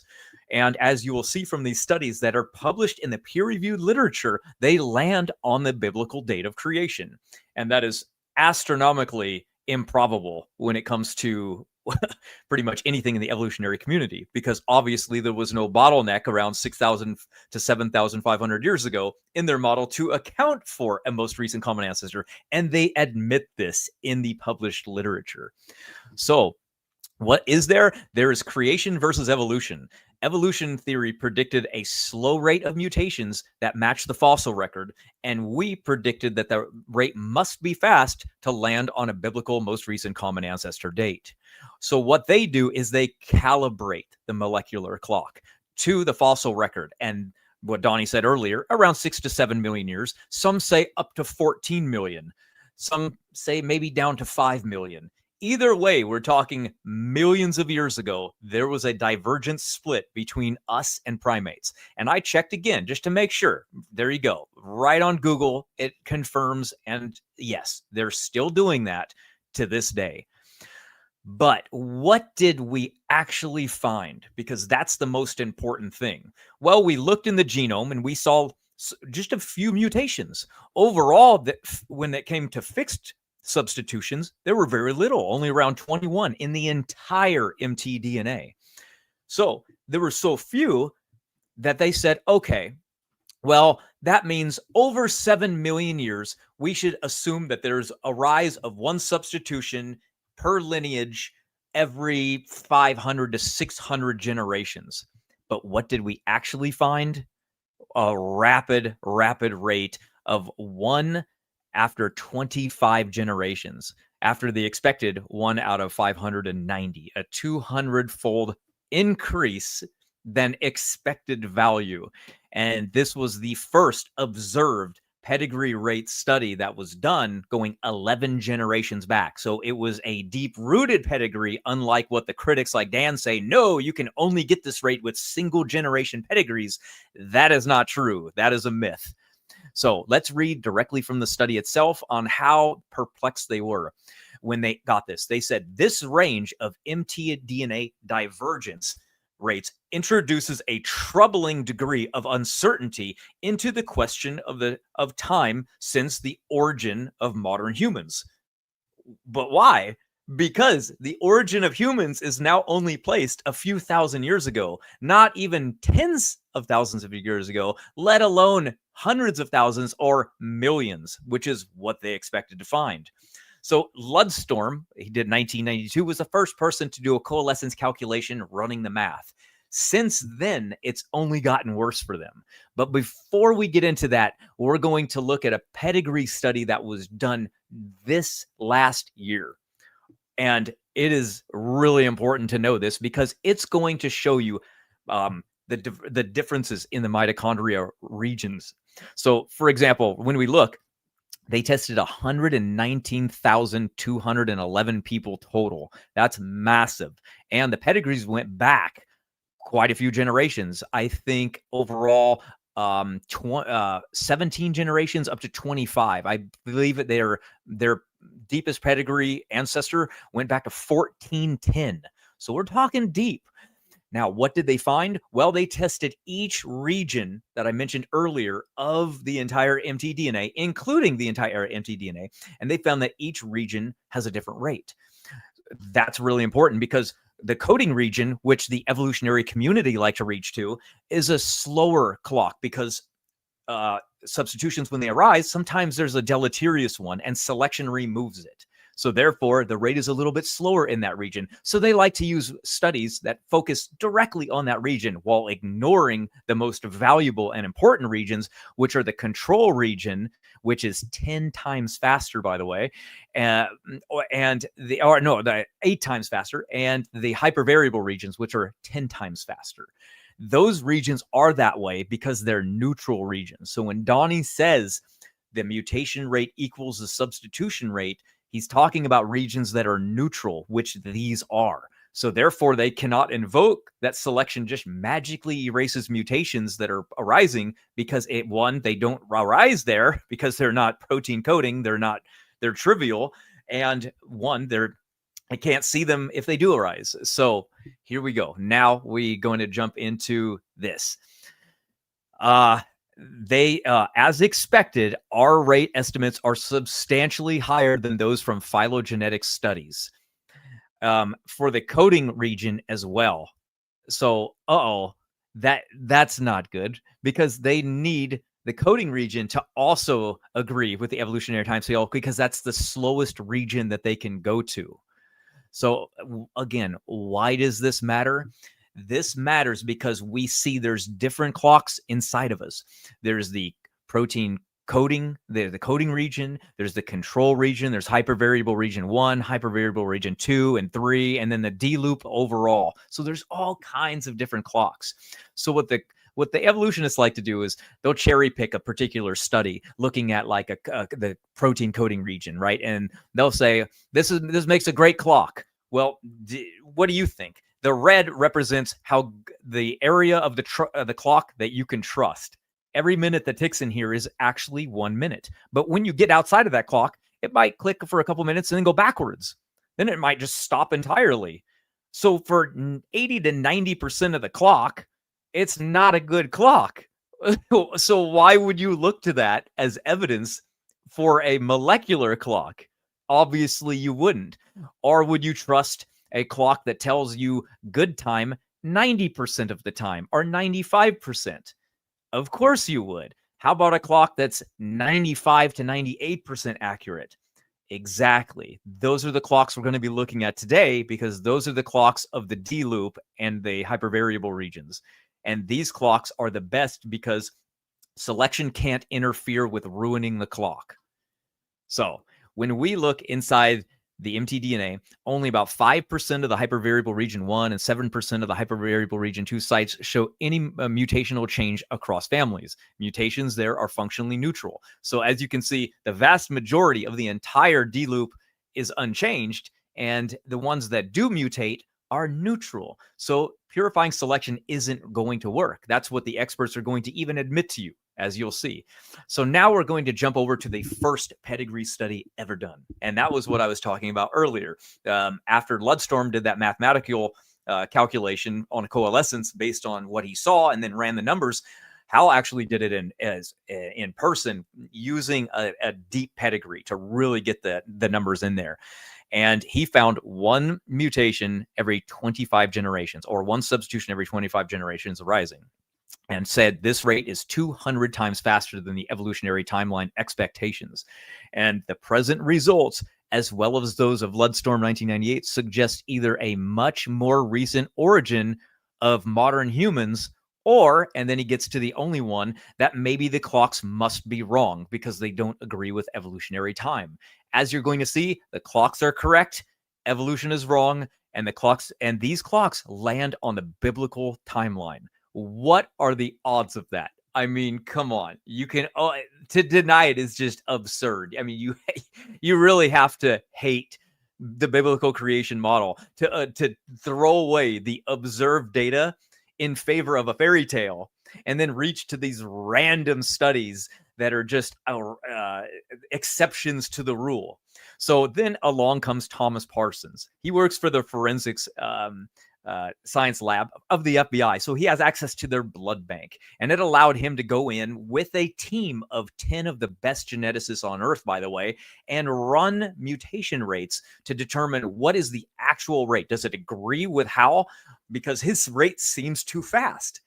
There's no reason it should be so quick. There must be something going on. So what did they do? They compared the mtDNA sequences of the 2 control region, that's what CR stands for, the hypervariable segments, because that's what they found recently were the best regions, the hypervariable ones, because literally their size, small, easy to test. Hypervariable region 1's 360 base pairs, and hypervariable region 2 is 310, very tiny, and their hotspots are only around 20 base pairs each. So they accumulate mutations at about the same speed too. So if there's like 10 or 5 in hypervariable region 1, there's going to be 5 in hypervariable region 2. So it makes it a great method to test. And what are their conclusions? That Eve lived about 6,500 years ago. And then they published this right in the paper. Here it is for your own eyes. It says, our observation of the substitution rate, 2.5 per sites per million years, is roughly 20-fold higher than would be predicted from the phylogenetic analysis, the evolutionary divergence, right? Our empirical rate to calibrate the mtDNA mutation clock would result in an age of the most recent common ancestor 6,500 years ago. Clearly incompatible with, obviously, what they believe to be true, evolution. So the critics say, no. That only is true if you look at the single generation pedigrees, and the deeper roots are going to erase those mutations over time, because basically saying these geneticists are idiots and they counted somatic mutations when they shouldn't have, and they were probably including heteroplasmy because they can't tell the difference. In reality, they didn't publish the fastest rate that they saw, which was 1 out of 17, which would actually place Mitochondrial Eve 3,400 years ago. So they saw that fast rate, and they said that is probably not correct, because that just seems unusually high. We haven't seen anything like that before. So we're not going to go with it. And we're also not going to go with the slow one, the Amish family, because Amish people seem to be an outlier. For some reason, them as a people group mutate very slowly. They don't know why. They think maybe because they have a later generation time, or maybe they live in colder regions. They've thrown out all kinds of possibilities, but no one to this day has been able to figure it out. And they still are mutating slowly to this day.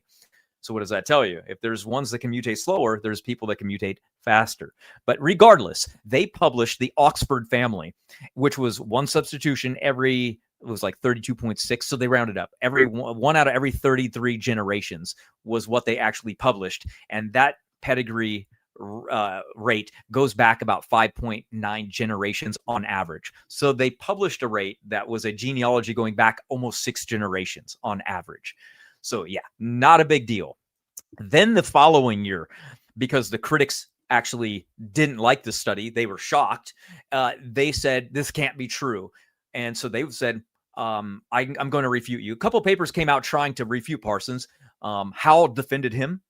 And then a critic said, I will join you and we'll put this to rest. So he was joined the following year by Holland. And Holland actually ran the study with the rest of the team, and he actually confirmed the rate a little bit faster even, and it was one substitution every 30 generations. So this was it. This was the study, and they did both blood from the English family and the blood samples from the FBI again. They observed 4 substitutions after 121 transmissions, and 1 out of 32, again getting the exact same results basically. And once they published this, guess what? They flipped out again. And they said, well, Ann Gibbons, who's an evolutionist, by the way, this is her. She's definitely not a creationist. She wrote a paper, and this guy right here said, or she posted, I think, using this new clock, she would be a mere 6,000 years old. She wrote the paper, but it was this person who said it. I threw him in there because I found out he was the one who wrote that chapter. So they're referring to themselves as evolutionists. One, that's what I find funny, because you know how they hate that today. Well, that was the term they gave themselves, and now it triggers them today. No surprise there, right? Triggered from everything. But here we go. They're admitting Eve lived around 6,000 years ago using these rates, and they're worried about it. They don't like it at all. I can see why. So again, why does this matter? Because we're looking at the best region in the mitochondria where there is no rescue device. You can't invoke selection. You definitely can't invoke background selection, because background selection doesn't work unless purifying selection works. They're like conjoined twins. And when purifying selection removes a mutation, background selection is right there to grab everything that it's bound to and pull it away with it. Basically, what I mean by that is, I want you to picture every finger on my hand is a base pair, right? And we get a mutation right here on my middle finger. Okay. So now what's going to happen is that finger's in trouble. It's got a mutation on it. So selection comes in to remove it. And as it's taking it away, background selection grabs all the alleles around it and it takes them with them. So boom, it just drops genetic diversity. It removes them. But background selection can't do anything if purifying selection isn't doing anything. So you can't just say, well, background selection, that'll take care of it. How?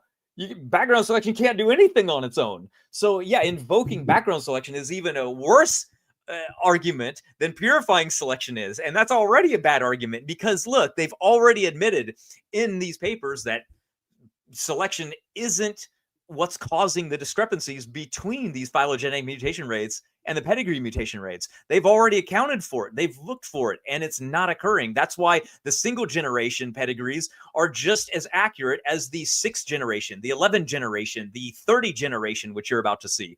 So if every single one agrees with each other, why in the world would you invoke that? There must be something slowing it down that's impossible to see, that we don't see and don't know about, and it's not occurring in the studies. That's the worst rescue devices ever. People got to stop this nonsense. It's ridiculous. They're admitting that they've looked for purifying selection, and it's really not happening there. How could it? It's not a region that's important to the body. So here we go. We've got people invoking rescue devices that literally can't work in regions that are basically as neutral as you can get, and they're fighting it only because it's landing on these biblical timelines. There's no other explanation. And what do they say about this? The observed substitution rate from both blood samples and cell lines greatly exceed evolutionary rates inferred from phylogenetic studies. You'll see that time and time again, consistently. So evolution theory is based on mutations. So if the mutation rate is fast and they require it to be slow, that changes everything. And when you Google how old are humans, you get they evolved in Africa. They'd love to throw that in there, about 300,000 years ago. But wait, why are they ignoring the obvious? They are literally lying to you, because the observable evidence says the opposite. They're still giving the whole population the lie, the assumption. Why? Because they need evolution to be true. They don't want to tell people, by the way, the observable evidence that has no good answers, that's still getting the same results over 3 decades of time, is literally telling us, no, the humanity is young and everything about it is young and branching out recently. But no, we're just going to tell you the evolutionary lie, even though there's no actual evidence to back it up. So when people read this from Ann Gibbons, they go, but nobody thinks that's the case.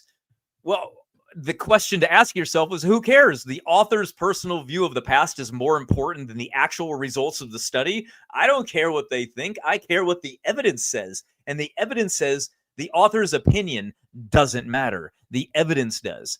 And that's why Ann Gibbons here actually wrote, her own words, by solving the mystery of the Romanov remains raised another puzzle that the first troubled the forensic experts and is now worrying evolutionists, that it could also complicate the lives of evolutionary scientists who used this mtDNA mutation rate clock to date such key events to when human ancestry spread around the globe.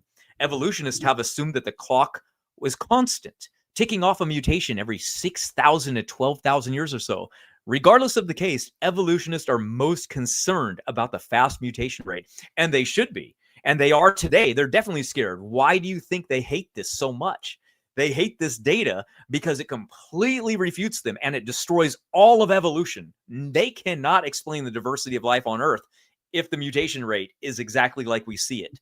And it is. And that's what's devastating. So the FBI still uses this mutation rate to this day, so it must be pretty good. Real life examples. And then we have Hal. He came along and he admitted in this Ann Gibbons paper that yielding the overall divergence rate, which is split, of one mutation every 25 to 40 generations. He's talking about Parsons here. He said, both of our studies came to a remarkably similar conclusion, says Hal. Those studies were published in the late 1996 in the American Journal. And here was the rates. I posted them right down here so you can see 0.25 reported by Hal and 0.28 by Parsons. And guess what? You're going to see that again and again and again. But here it is. As in other studies, our estimate is much higher than those obtained by phylogenetic methods. And then in 1997, the same year, we have Mum, who came along and he tested hypervariable region 1, and he found one substitution every 55 to 59 generations. So here's the question. Wait a minute. If he tested one region and hypervariable region 2 obtains the same mutations one does, and then you take, let's say, the high rate of one every 59 or 60 generations, and you cut that in half, now all of a sudden you have one mutation every 25 half of 60, 30. Oh, look at that. It's Parsons rate. One out of every 30 generations. Oh my goodness. What a shocker, right? Another scientist running his own study. The pedigree goes back probably 5 or 6 generations, and he gets the exact same rate yet again. This is no coincidence, but we can go even further and we can jump over to 2012. Deep rooted, even says it in the study title itself, which is kind of funny. They ran their own substitution rate and look at the rate.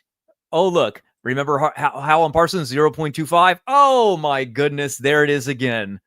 Lo and behold, a deep-rooted pedigree study lands on exactly Parsons' rate. But you got to be like, well, wait a minute. They published a most recent common ancestor data of like 7,300. Yeah, you know why? Because they used a 28.3 generation time. That's going to change things. Parsons published a 20-year generation time. So the reason that the dates change at all isn't because of the dates that they're getting, the data. It's because of the generation time that they're using in the study.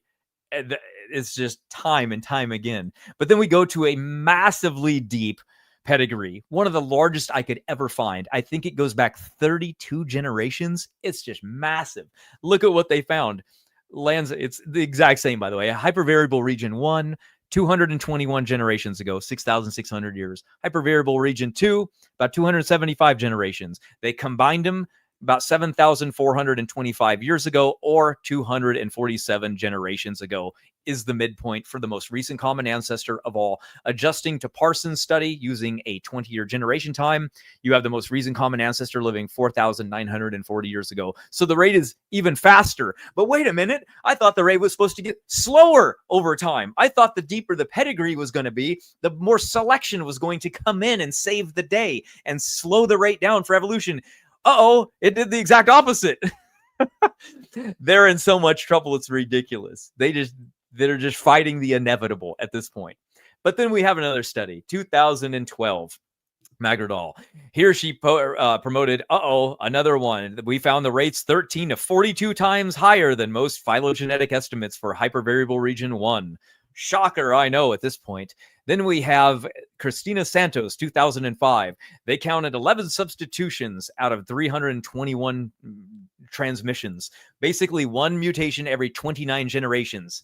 Same as Parsons. What a surprise. But what did they do in their study? They actually said, well, the typical, this is too fast for evolution. We must accidentally be counting somatic mutations, or maybe these are heteroplasmies that are going to drift away and not actually become fixed. Don't even count them. So they just removed 6 mutations from their final conclusion. Bravo. Way to do science. Next person, just last year, this is the largest study that we went over earlier, where they actually tested the different regions of the mitochondria, as I was talking about, and found that there was a difference between the D loop and the coding region, and how much of a difference it actually was, 8 times faster. And he published his rate right here, which got the exact same thing again. Surprise, surprise. So we have pedigree depths going back in 10 studies that I mentioned that we go over. And look, there are no single generation pedigrees that are published in the literature. They all go deeper than that, every one. So yes, some of them definitely have deeper, are single generation like Parsons, but it doesn't matter because they went over their work and they published the other rates, not their single generation ones. So again, that's just another bad rescue device, like usual, by the critics, out of desperation to ignore all of this. And there's nothing they can do about it. And that takes us to Donny and I's study that we just did. So I found a study in 1999 that found that the most diverse person on Earth is an African sample of 14.1 mutations. The average is around 8 in people today, but this is the most diverse. It's 14. So here's the question.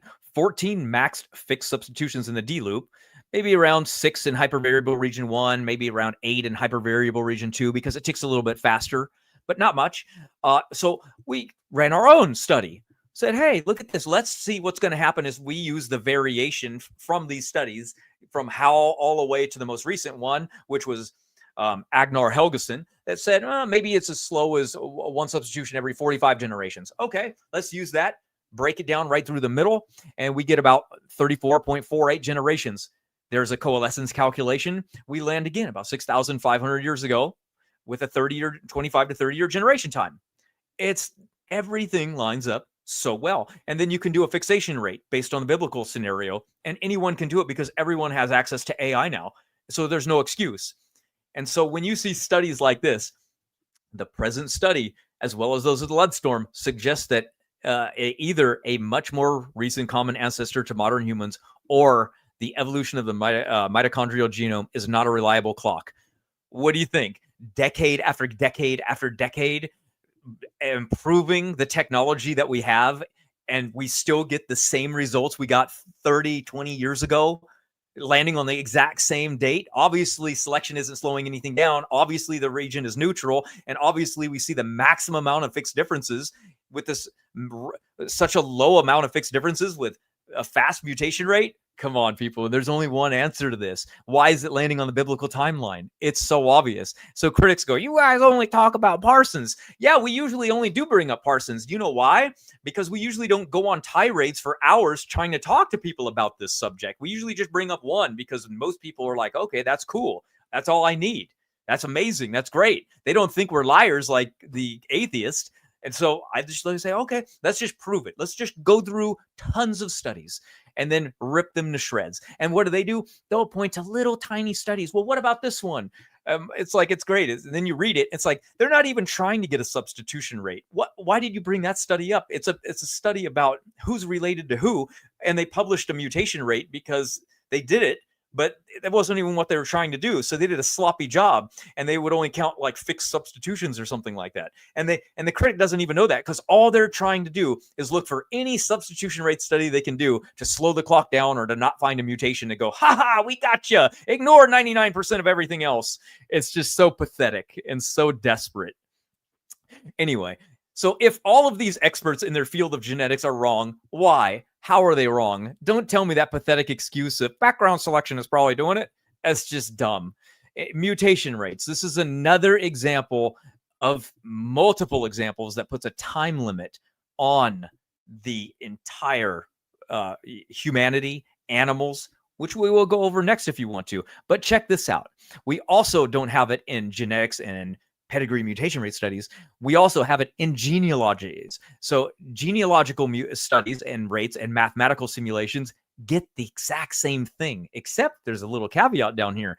Every time the most recent common ancestor falls in Asia, not Africa. Isn't that easy? Interesting. I mean, so what do we have here? We have a genealogical paradox that falls into place with the pedigree paradox.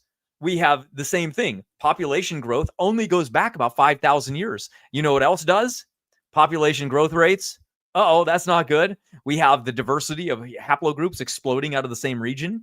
And you can track that from a published study where they tracked SNVs to the point where all of humanity diverged from one another. And they said, wow, the maximum likelihood is 5,115 years ago. Humans just seem to branched out. And where they branch out from? Exactly where we said they did. What are the odds? The Bible said, God got a prediction, didn't it? Maybe people spread out from Babel. Where was that from? Oh, look, right there. And you're probably thinking, well, what's going on? Why did they come from the Eastern Asia? Well, because remember, the Bible says that they migrated from the east to Babel in the land of Shinar, which is the Babylon today. So they did land somewhere over there and then migrate over. It's amazing. The evidence and science is confirming everything the Bible has ever taught. It is so good for us. So critics attacking the results of these pedigree mutation rate studies because they think that we need to take evolutionary assumptions into account. But that's the entire question we're trying to answer without assumptions. We're challenging the fossil record with observable data, and the fossil record is wrong every single time. So why would we believe it? We're going to believe genetics, and genetics confirms the biblical scenario and the biblical timeline. It's amazing. So we get over here, we got Aaron Raw, SpongeBob specialist galore over here teaching people, oh, these things are these stupid, they don't know what they're talking about.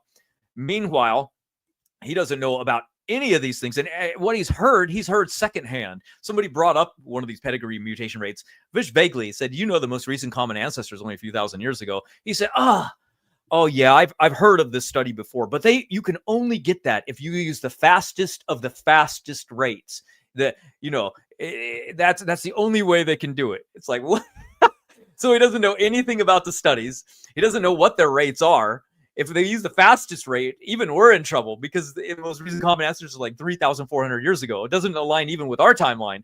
So no, it's devastating to them because they need it to be so slow. You got to go somewhere back to the evolutionary timeline, and they can't do that. That's why they ignore the D loop and go right to the coding region where they can invoke selection, and then they'll anchor their timeline onto a known historical date and say, look, we'll use this mutation rate, and then we'll invoke that selection's even stronger than it is over that amount of time. And then we can just keep extrapolating that back in time, and then look how everything lines up perfectly. It's like, what do you do?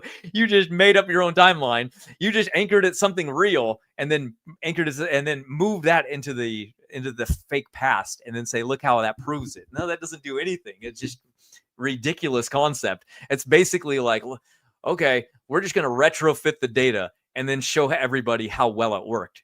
That's not how science works, guys. That's pathetic. That's desperation at its finest. And then here's the nail in the coffin, the death blow. Animals. So everyone's thinking, oh, well, it's just an anomaly. It's just happening in humans. No, this is happening in animals as well. And when they studied whales, we know that when whales started to be killed off and bottlenecked during whaling, and guess what? They decided, hey, let's run a pedigree mutation rate study on whales and determine if that aligns with the population bottleneck of the whaling event, or does it agree with the fossil record of when whales supposedly evolved. And look at that. You get exactly the pedigree rate aligns with the historical rate. And look at the phylogenetic rate over here on the left. Way off the charts. Not even anywhere close. So again, pedigree rates to the rescue, aligning with a literal documented history. But it doesn't end there. Here's one that's in our study, by the way, that's coming out real soon on horses. It again aligns perfectly with when they were documented from domestication, basically, for racing. And then we have mummified cats. I love this one because mummified cats go all the way back to ancient Egypt. So we can get a very deep-rooted ancestry of cats and modern day cats and say, okay, well, if we go back a couple thousand years to when these were mummified, when did the ancestor of those cats live? So if we get a cat that's been mummified 2,000 years ago, when did the ancestor of that cat live? Because remember, we just jumped back 2,000 years. So the ancestor of that cat must go back around 2,000 years or so as well, right? Somewhere around that time period. Guess what? It did. The study itself documents right when around cats start being documented in Egyptian hieroglyphics and being talked about as being pets is exactly when the mutation rate lines up with the creation of the first domestic cats from wild cats in Egypt. Amazing. And then, of course, one of the last ones we're going to go over is the chicken study. It goes back 50 generations, so it would be considered a deep-rooted pedigree. And they would think, because this one's the entire mtDNA, including the protein coding region where the selection is taking an effect, guess what? They found 2 substitutions in the region when they should have never been able to find that many. And they admit that, again, this is not good. They say right here, this is substantially higher than the avian rate based on fossils. And the study showed that it's 15 times faster than the evolutionary assumptions. So again, devastating for evolution in every corner. Every time they take a step around the corner, it just gets worse for them. And then they go into plants. Plants have it too. Oh man, poor guys. They're never going to win this. It's just so bad for them everywhere. So indirect phylogenetic mutation rates based on fossils fail to meet the evolutionary predictions. Pedigree-based creationist mutation rates are consistently found 10 to 20 times faster than evolutionary phylogenetic rates across all life, and it just devastates evolution. So I covered a lot there, and we could wrap it up because that was long. So let's go.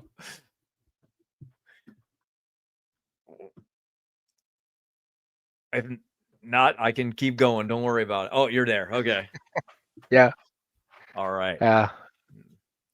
All right. That's awesome. I was actually trying to put a question in here. Your plan, Matt. You need to get your Let me remove it there. You might want to stop your screen or something. Oh, sure. Stop your. All right. Is that better? Yep. All right. All right. So that was a lot to unpack here. Is Donny with us or? Yeah, my bad. It gets intense. It's a hard subject. But oh no. I loved it. I loved every minute of it. All right, good. All right. I didn't expect you to finish so abruptly. I was like, oh. Yeah, I kind of. yeah. I got to the end of that row and I was like, I better just stop because I saw the 2-hour mark. I was like, I better just relax a little because I can keep going. I have like thousands of pictures. It's just crazy. I'm like, we probably did maybe like 100 at most on that one. I have so many rows. It's just ridiculous. That's why I decided let's do a study and where we can go over the details of those. That's what I sent you yesterday. So you and your audience now have a sneak peek at Donny and I's mutation rate study where we go over all of these in depth and show our side, how the critics are purely ignorant on this subject or why they hate it so much. Either one is bad, but regardless, they've got nothing. They've got nothing but complaints. And it's pretty pathetic because it's their own scientists that are saying, hey, look at this. How do we solve this? And they're saying we really can't. We can't invoke selection. We can't invoke background selection. We can't say that the rates are wrong. We keep getting them everywhere we look, no matter how deep we go in pedigrees. So until something else, and we'll just keep running studies. And every time they do, every year, it confirms it again and again. And it doesn't just confirm it like, well, that study got like 4 and, or 1 substitution every 4 generations. And that one got 1 every 150 and like, 200, 300. It's not all over the place like that. It clusters around exactly what Parsons found. Notice that? That's amazing right there, considering the studies were so long ago. They were like, you could tell from the images that I took, the screenshots, that it looks like they're on a typewriter, doesn't it? It looks really old school. It's like they're typing it up on a typewriter. It's really crazy to me because it's like, wow, I would expect a quill, quill and pen.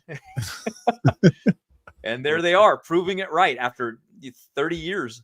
Incredible.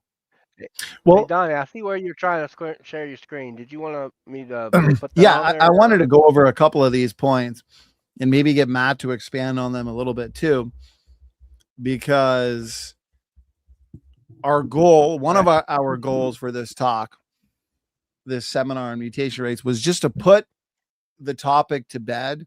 And what I mean by that is address very extensively the critics' best arguments. And so we know people like Dr. Dan Stern Cardinal, he loves repeating already debunked talking points.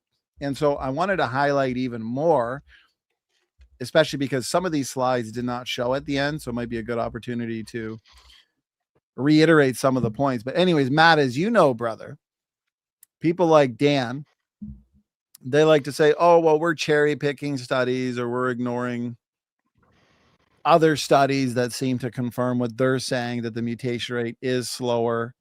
Yeah. And goes Cherry back picking a study is why they cherry pick a study. Right. Yeah.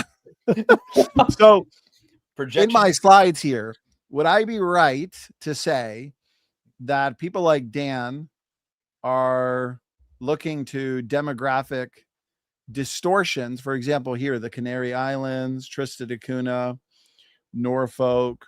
So basically looking to studies dealing with mutation rates in smaller inbred isolation populations, and then committing an extrapolation fallacy by using those studies, those exceptions to the rule. The rule is global pedigree studies indicate a fast rate, okay, right in line with biblical time. But then he wants to take these isolated cases that give a slower rate for obvious reasons, okay, contextually, and then contradict what global pedigree studies are giving us.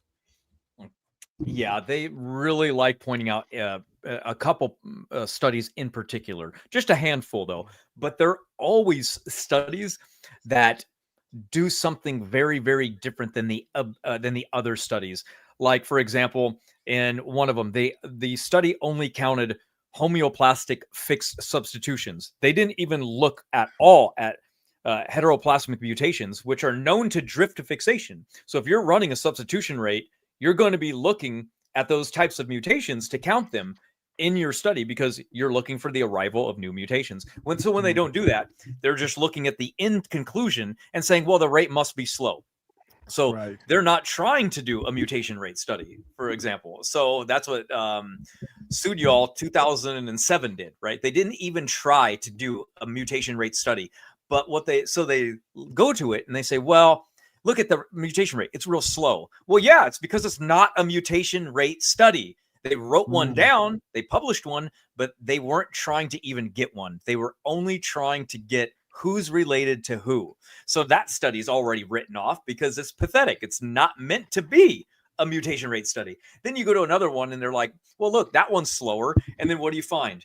Of course, it's a particular study where, again, they took evolutionary concepts into it and they just didn't count certain mutations, or they removed them because they're like, well, we filtered out the data, or we set a really high filter on heteroplasmic mutations that we didn't see anything below 30%.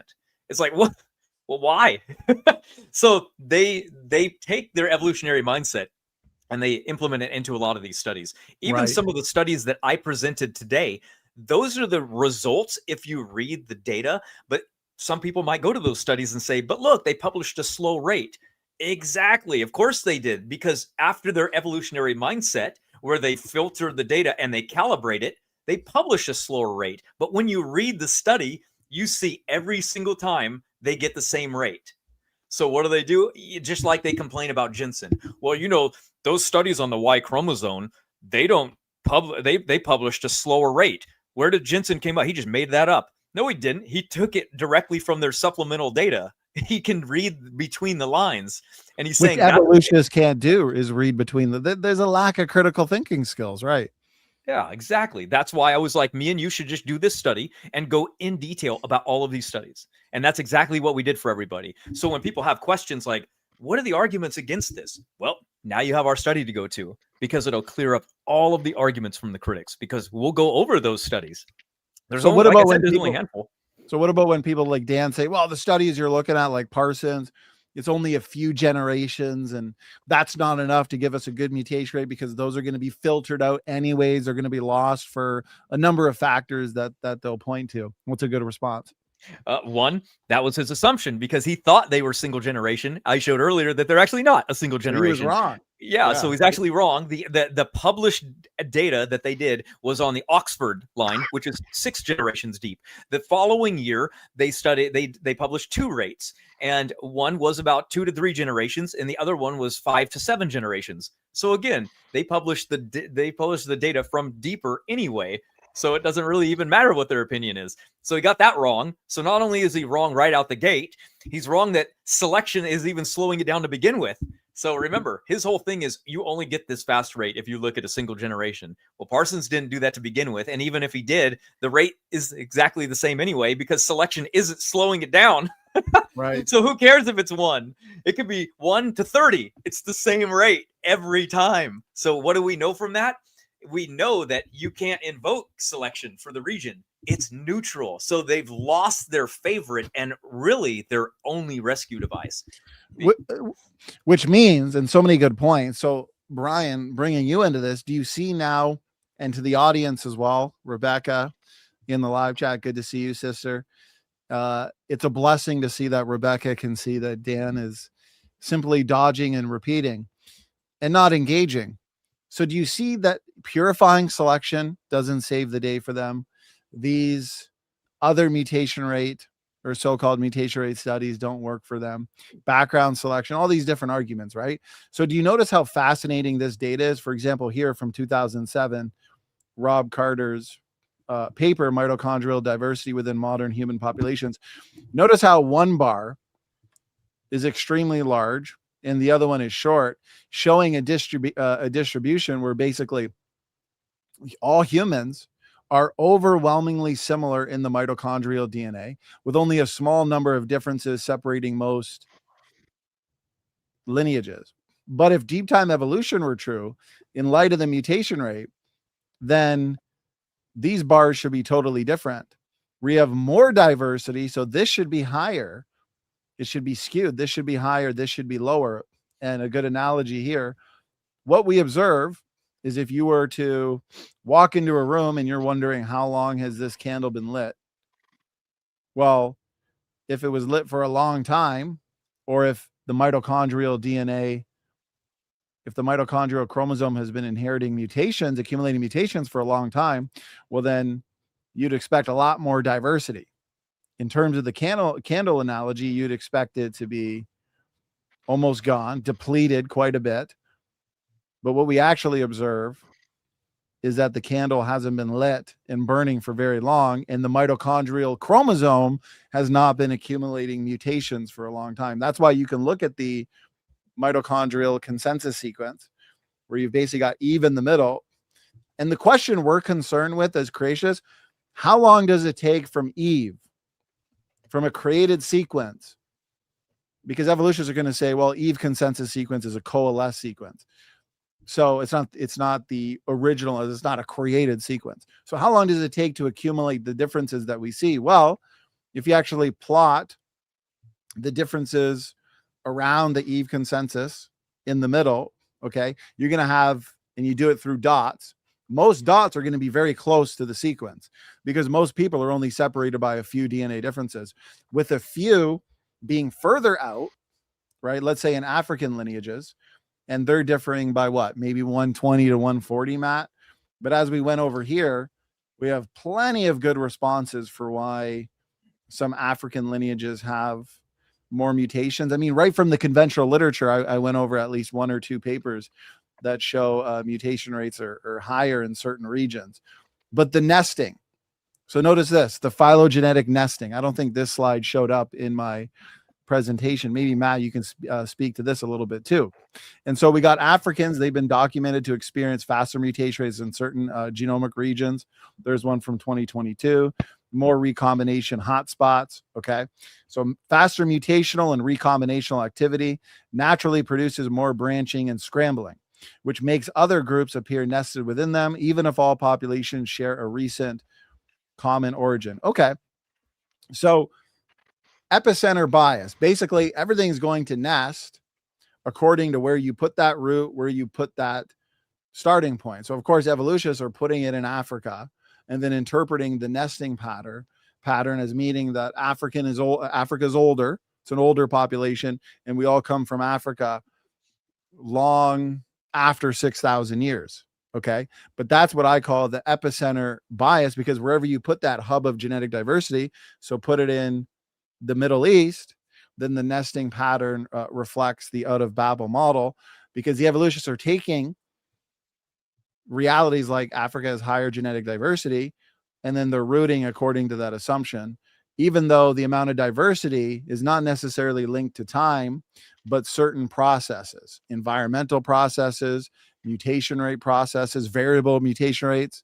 I showed you in the mitochondrial DNA phylogenetic tree here that some lines are longer than other lines, and they're going back to the same common ancestor. So that means some people are picking up more mutations in the same amount of time than their cousin, which means mutation rates are variable. Anyways, does that make sense? And Matt, as you know, the critics like Dr. Dan, one of their favorite and their best arguments is the phylogenetic nesting, but the nesting is basically a side effect of where they place that root. Exactly. And that's, like you said, there's so many assumptions that go into that I think one of the best answers is just using basic logic. So for example, when you're trying to determine genetically if somebody's older than somebody else, and you can only test like, a couple groups of people, and you're looking inside evolution, since they go, well, the mutation rate is the same in all people, and therefore they have to accumulate mutations at the same rate. Well, when it comes to fixed differences, actually population size makes a huge difference. And so I'm going to share my screen real quick, and you will see when you type in what people group in Africa have the highest mutation diversity. You find an African hunting group and pygmies, very small tribal populations that have existed in mostly isolation, probably. And they definitely don't have farming and agriculture. So what are they going to do? They're going to stay in small tribes, and they're going to have rapid generation times, and they're going to gather mutations quick, and mutations that arise are going to drift to fixation quickly because the tribes are smaller, just like Neanderthal, and they're going to rapidly look older than populations that are growing in population and expanding. Because remember, groups that stayed together, that created civilizations like Egypt and migrated around and created other civilizations, got into farming and agriculture and produced grain, which could feed a massive population. Africa didn't do that. So the populations that lived there stayed in smaller groups, and that is why they have more diversity. It really is just that simple. Oh, and I guess that's good. I saw another question there, but it's okay. All right, let me close that out. Ryan, oh yes, over to you, brother. Wow. Wow, you guys didn't want to leave any stone unturned, did you? When we said super comprehensive, we meant it, brother. Yep. Right. On those haplogroups, what is their how does the evolutionist try to respond to that? On that, the L M&M haplogroup tree. Yeah. Donny's favorite. What's their most common response? They say, nah, the people come from L. They don't come from the other ones. They said L is the root, and L3 is the one where everybody branched off from, and you have to root it in Africa. That's their explanation. Just like I said earlier, because Africans have the most diversity, they're assumed to be the oldest people group, so therefore we had to come from that branch. It's it's mindset, the paradigm driving the evidence to them. So. Well, yeah, that's a good point. If you share my screen quickly, Brian, I've got a whole presentation refuting them on that. But, you know, one of them, for example, they're going to say M and N came from L, as Matt was saying. They could not have lived at the same time because, you know, they're separated by DNA differences. They'll look to, so for example, on this particular slide, you can get this from Dr. Jensen's paper on mitochondrial DNA clocks. Notice how when you bring in fossil sequences, well, there's even more differences. So the branches, which represent DNA differences or mutations, they go really long. So the evolutionists will say, okay, well, firstly, the African branches are a lot longer, and they assume that the longer the branch, the more time has passed. But that's where they're mistaken, as we went over many reasons why you can have longer branches in a short amount of time, especially with Neanderthals. I mean, we showed that paper, I think it was from 2022, hypermutation in real-time families, and they were passing on 2 to 7 times the amount of mutations. Neanderthals would have lived in less than ideal conditions right after the flood. They most likely would have lived near on radiation rocks. As we know, the flood is producing a lot of heat, energy, radiation. There'd be leftover remnants of that in the immediate post-flood world. And you'd have some people groups like Neanderthals that are living in those harsher conditions.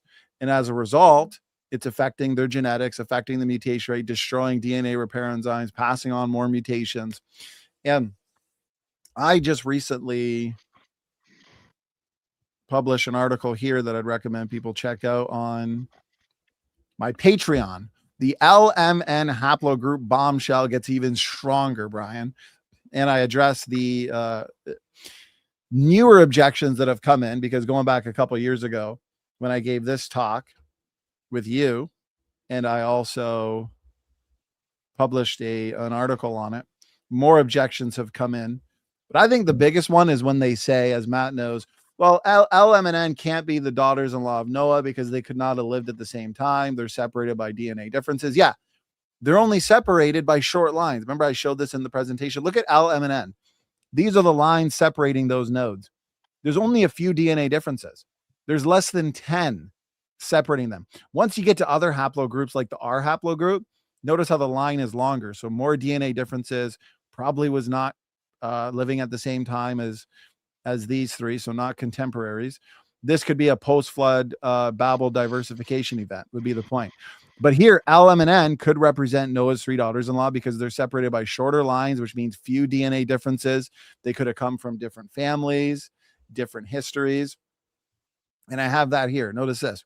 Since the lifespans in Genesis 5 are very long, hundreds of years, right? So you could literally be living at the same time as your great-great-great-great-great-grandparents. Isn't that incredible? You could be talking and sharing stories and going for Christmas dinner. Of course, there wasn't Christmas dinner in the pre-flood world, but getting together for, holiday weekends and chatting it up with your great-great-great-great-great-grandparents. That's incredible. So that means L, M, and N were or could have been contemporaries.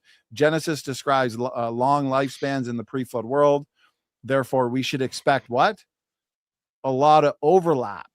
So Noah's 3 daughters-in-law could have come each from different families, had different mutational episodes, so on and so forth. So in a nutshell, Brian, their main objections: Neanderthal branches, the African branches, and then this argument that says M and N had to come from L.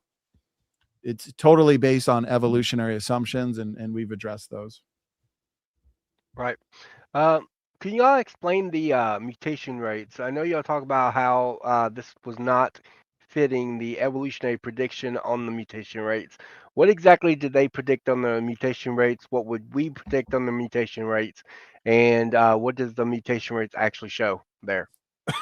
Did you want to take that, Matt? Sure. Okay. I guess I don't need a screen share again. They predicted, when they found the amount of total mutations, they said, okay, we already know the answer. We have the answer. So therefore, if we can go backwards in time, we must assume that these few differences arose over that 7 million year time frame. So they said, okay, now we just have to do a mathematical calculation. So we have 21 fixed substitutions in the mitochondria. If we go backwards 7 million years, let's do the math. How long does it take for 21 fixed differences over that amount of time? They said probably around 600 generations. So every 600 generations, a new substitution would pop up somewhere in the population and then start to spread till it reaches fixation, right? And so that was their concept. That's what they said must be true.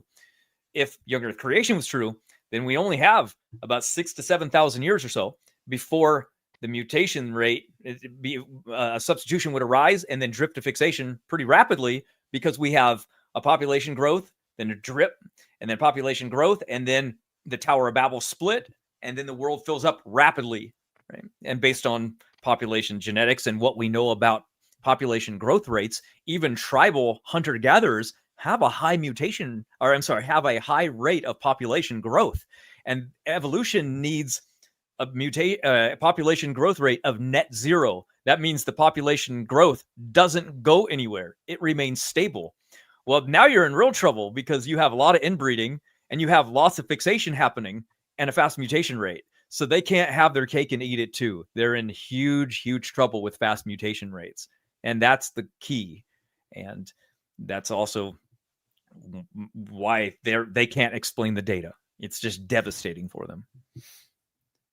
Hey, Matt, I know that you've mentioned that the LPI also uses the same data, right? Yes, they use the fast mutation rates of Parsons to this day. What do evolutionists respond to that? I know that sometimes they say, oh, well, the guy that founded the evolution was founded LPI was an evolutionist or something like that, don't they? They just complain about Parsons himself. Some of them try to still say, well, who cares, because it's just a single generation, and you only need a single generation mutation rate to catch a killer, because you're trying to just find a couple generations. For example, if I go and I kill somebody and they come and they test the DNA and they go, wow, it looks like his dad killed him, they'll have to look in my blood to determine if there's an extra mutation that I have that my dad does not. So then I'm guilty, right? So that's why the mutation rate works so good, because mutations build up every generation, aka diversity increasing, and it's increasing so much and so fast. Imagine if it was true with the evolutionary model and it was super slow, one substitution every 600 generations. You're not going to be able to ever find who's guilty. There'd be murderers everywhere, because you would never see any differences in the next generation. But the rate is so quick, you can look even at the slowest rate in the mtDNA and you can still catch them. That's how fast the rate is. So yeah, the FBI definitely use these rates. It's used in the real world. No evolutionary rate is used in the real world. They don't make predictions. They run from predictions. Notice how the science that confirms our model, that's consistent with what we're saying, can be used in real world scenarios like that. I mean, if it's good enough for the FBI, it's good enough for us. Not the evolutionists, though, apparently. Yeah, just because it confirms us. They hate it just because it confirms young Earth creation. They wouldn't hate it at all if it confirmed anything else. And Brian, to strengthen that even more, this is why when you look at this slide that I have on the screen, fixation dynamics from the flood to Babel, this is our model in terms of how we apply it across the entire history of mankind, going back to the flood. So again, evolutionists don't understand that when they say things like, oh, you're ignoring the fixation rate, you're ignoring the long-term substitution rate in favor of the observed pedigree rate or empirical rate, they're proving that they don't understand the topic. They don't understand basic population genetics, because again, and I've got quote after quote, okay, and I've got it in my articles on the topic where they admit that the neutral mutation rate, or nearly neutral, because remember, evolutionists, they assume that the majority of the genome is junk. So they actually think that there's a lot of strictly neutral mutations. Fatuma would have believed the same thing, I'm assuming. And so when they say neutral, We actually know that means nearly neutral, because the majority of mutations are slightly deleterious. The majority of the genome is functional. So very few mutations would actually be strictly neutral. There's very few strictly neutral positions in the genome. So any mutations, no matter how low impact it is going to be nearly neutral. So that's why it's more accurate, even though the evolutionists deny this fact, that the nearly neutral mutation rate approximates the fixation rate. And they'll say, oh, but today there's almost no fixation, right? If you get a mutation in a random person family, let's say in Australia, well, Matt, what are the chances of that mutation? Because fixation means get stuck in place. How long is it going to take for that mutation to drift to fixation, where all people have that mutation at that position? It's never going to happen. It's never going to happen. Yeah. You got eight. Go ahead, brother. Go ahead. I was gonna say that explains why they're in so much trouble with these mutation rates, because how in their model can they claim a most recent common ancestor 6,000 years ago? The whole world is full, isolated islands. Yeah. Australia hasn't even been like really discovered, where there's aboriginals on the island for 60,000 years isolated, but yet they're testing the mutation rate in them, and they're the same as us. What? It's impossible. They can't. There's no way they have a bottleneck that puts the same time frame with us. So that's why they have to. Well, it's a great point, because that's why they can't use the argument, oh, well, that wasn't the only woman, or that wasn't the first woman. And then you challenge them brilliantly. Okay, show me where there was this massive bottleneck where you have the earth restarted with, let's say, one woman out of a population, but then it just turns out that woman's mitochondrial chromosome gets passed on to everybody, and she's in a population. When and where did that happen 6,000 years ago in their model, right, Matt? Right, exactly. They can run their math themselves. They can run a simulation with AI and just say, tell me what the probability value is of a one female 6,500 years ago populating the entire earth that we have today. It says 0.000001. Basically 0% chance. It says statistically impossible, basically. So it's never going to happen. And that's from their own model. So that's why they say in these studies, how do we explain it? We can't. They can't. That's why they thought this mutation rate must be wrong. And they kept saying, we'll figure it out one day.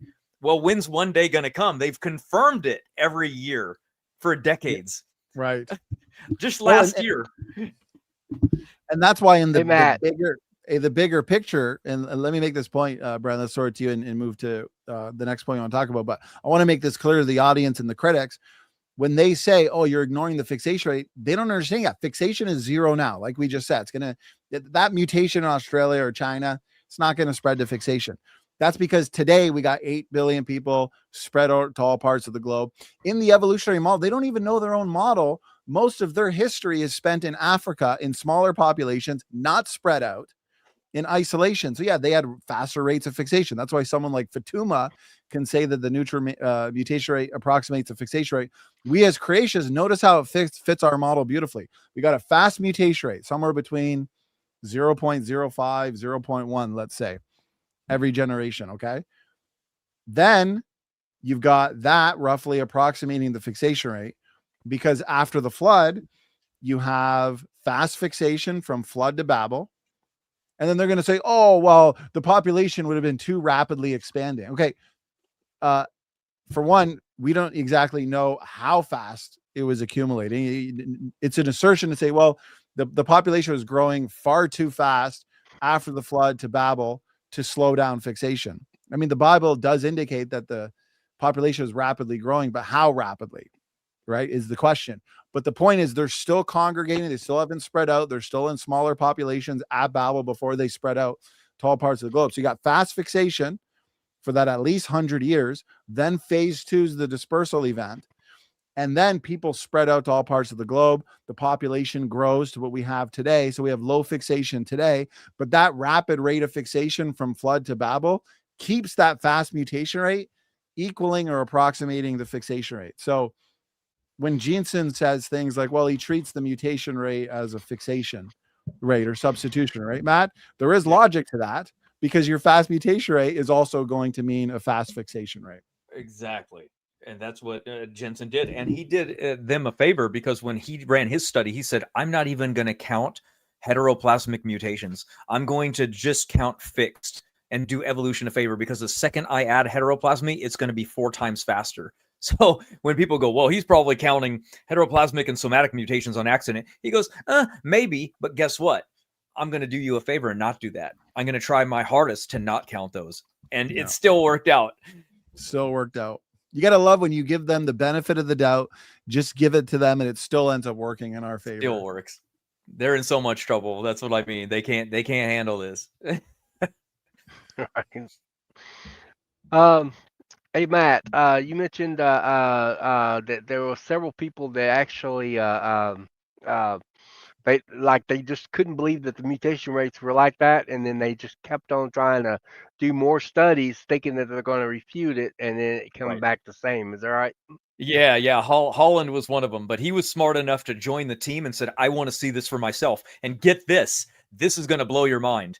In 1998, Parsons, when he brought him on the team, they ran the numbers. They checked it. Get this, hypervariable region 1 and 2, 1,000 times each. That's how much they scanned it. They didn't scan it like 2 or 3 times to make sure.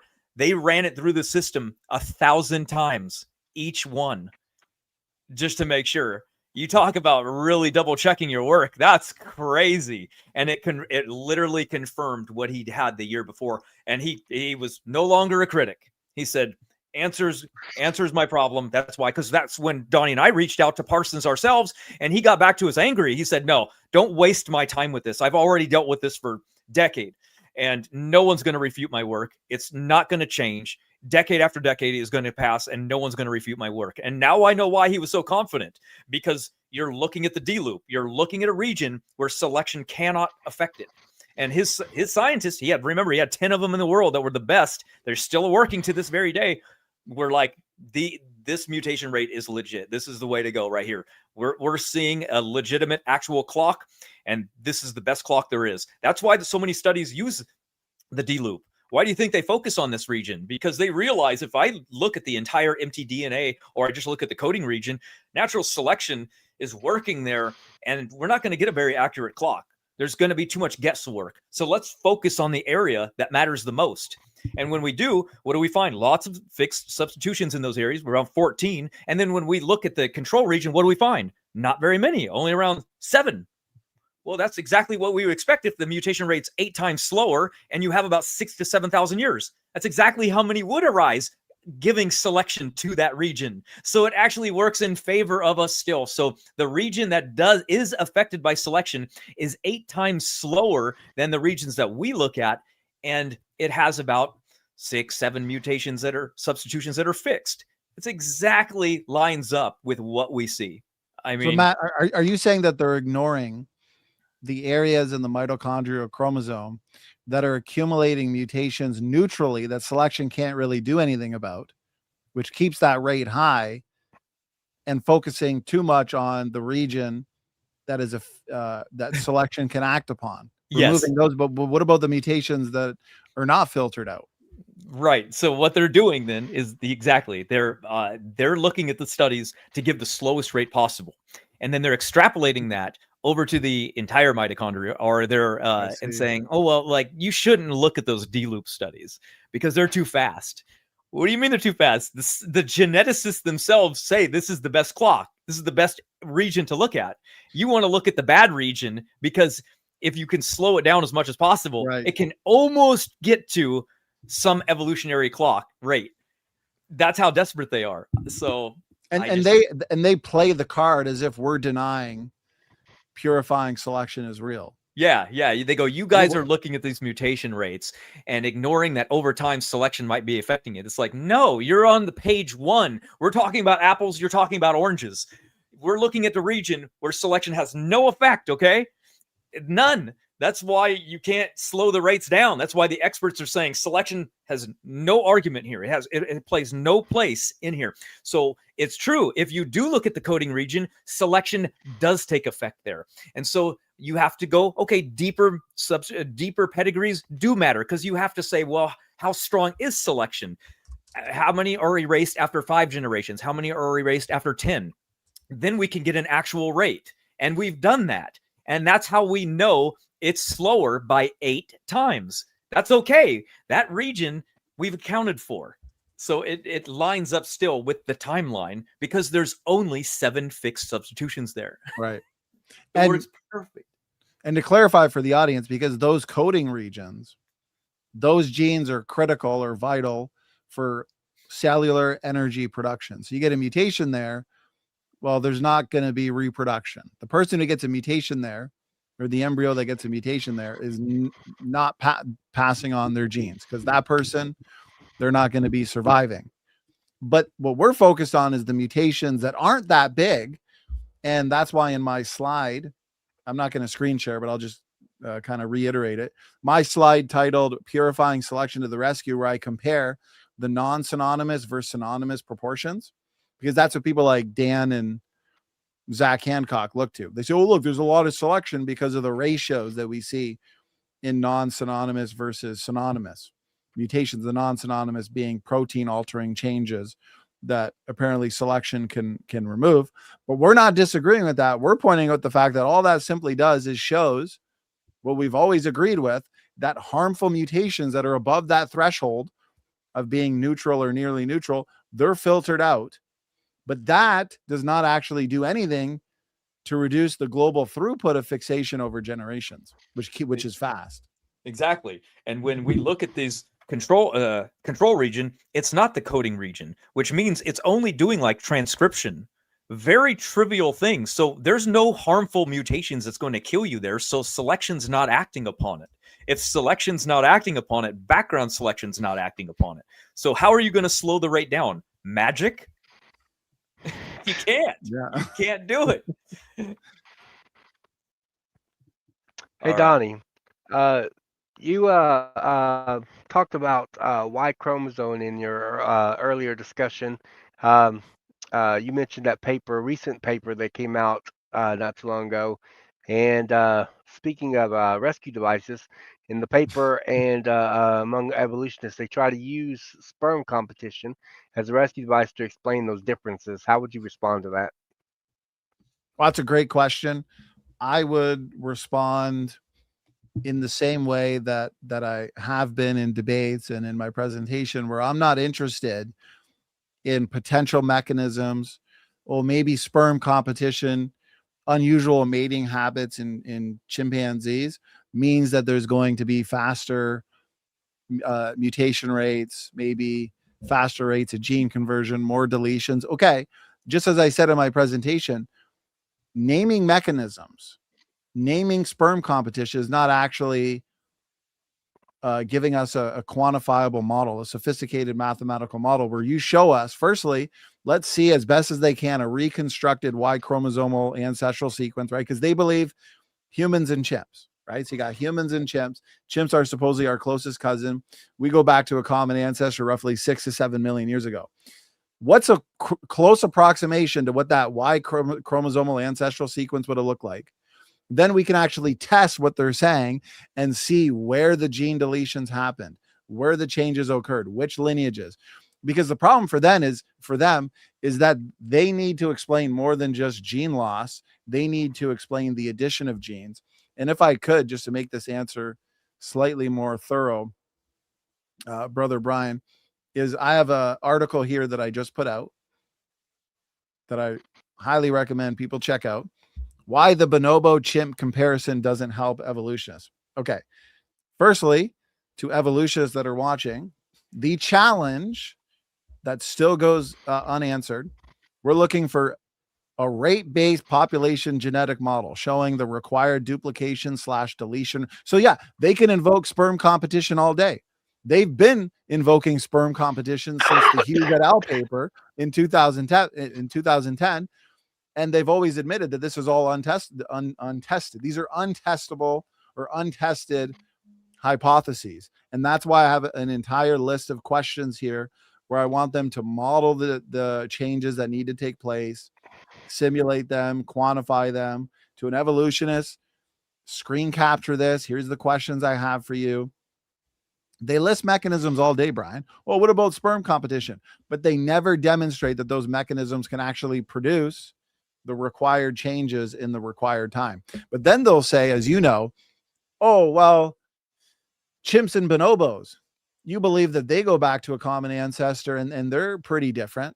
Yeah, but it's not apples to apples, it's apples to oranges. And we can easily explain chimp to bonobo differences in 4,500 years since the flood. Okay, and I got a number of reasons here. Bonobo and chimp Y chromosomes maintain the same structural blueprint. Yeah, many sequence differences exist. Yes, some repeat structures vary in length. Yes, hotspots and drift can move quickly, but the architecture, the overall layout remains conserved. You can't say the same thing about humans and chimps in the Y chromosome. Okay, when you actually bring in humans and chimps, there's two massive of differences. Bonobos and chimps, there's no new gene families, no re-engineered palindromes, no remodeled fertility networks, no redesign of ampliconic domains. In my presentation, I was comprehensive because I went through what palindromes are, the differences in palindrome sequences, what ampliconic sequences are, the differences in ampliconic sequences. And so that's why the human chimp comparison still destroys evolution, but bring the chimp and bonobo in and they're easily explainable. And I want to just cover this and then I'll end with this answer. To account for the massive differences between human and chimp Y chromosomes, critics like Gutsy Gibbon, Dancer and Cardinal, these guys are going to have to what? They're going to have to explain coordinated gene loss and gene gain.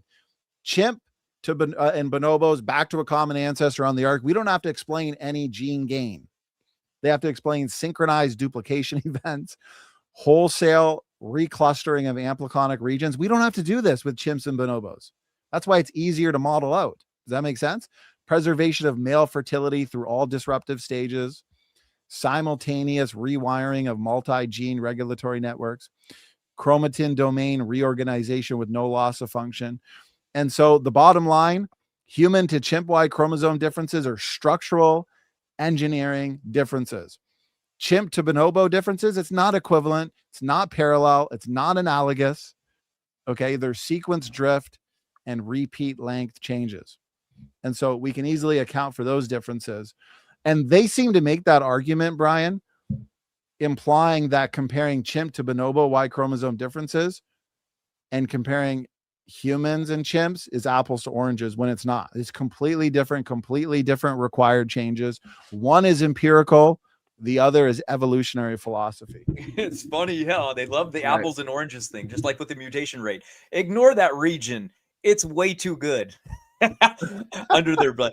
Or they don't even know what that region is. And they're like, they just conflate the two. They don't even know the difference. Like Dr. Dan, he doesn't even know the difference between the different regions. He's just extrapolating that like they're all the same. He goes, you guys are always bringing up that Parsons study. It's like, well, you complain that we bring up Parsons and you complain we bring up Jensen's. Can we talk about any study without complaint? No, they're too biased. Well, let's just wait a couple million years for Dan to get his PhD and then maybe he'll know the difference. Yeah. So, Brian, does that make sense that it's not equivalent, brother? When they want to compare chimps to bonobos, the types of differences, the required changes are nothing compared to the required changes in types of differences between humans and chimps. Okay, could y'all define exactly what it is when we talk about mitochondrial Eve and why this is a problem for evolution and why this supports biblical creationism as well? Let me start by setting the foundation, then Matt will throw it to you. So what evolutionists mean because they'll typically in the middle of debates, like we've seen, right, Matt? They'll Google, what you're saying about mitochondrial Eve is false because Google just told me that mitochondrial Eve goes back 200,000 years.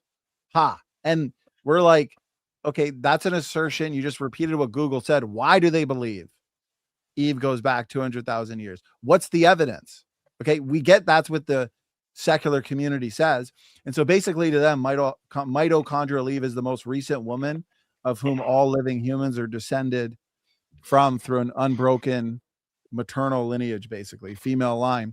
And they'll say that woman existed about 200,000 years ago in Africa, but she wasn't the first or only woman. She was part of a larger population. And so they'll say, well, mathematically, we would just expect that at some point we're going to come from one woman and one man, and they look to coalescence theory and all these different things.